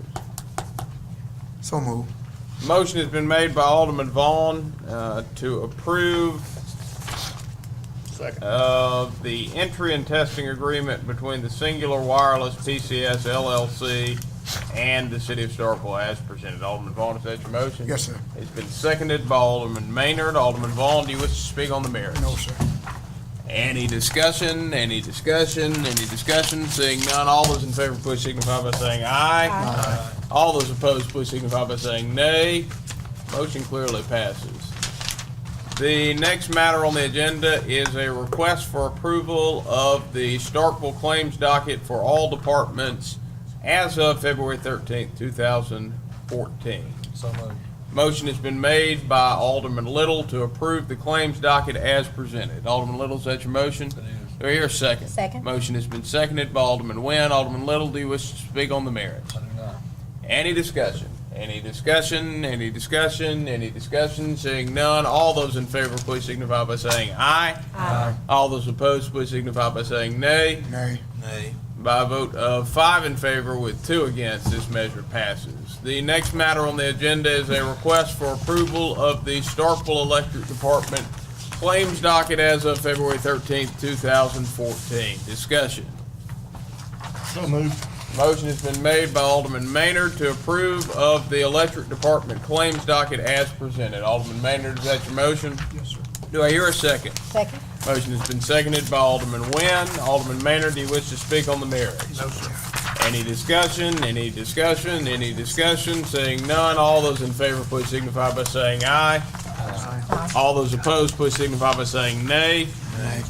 By a vote of 5 in favor with 2 against, this measure passes. And that concludes the open session portion of the agenda. You do have matters potentially. I don't think so anymore. Actually, it looks like you do not have matters potentially for your discussion in executive session. A motion to adjourn until March 4th is in order. So moved. Motion has been made by Alderman Vaughn to adjourn until March 4th, 2014. Alderman Vaughn, is that your motion? Yes, it is. Do I hear a second? Second. Motion's been seconded by Alderman Nguyen. Alderman Vaughn, do you wish to speak on the No, merits? sir. Any discussion? Any discussion? Any discussion? Seeing none, all those in favor, please signify by saying aye. All those opposed, please signify by saying nay. Measure clearly passes. We're now adjourned. I want to see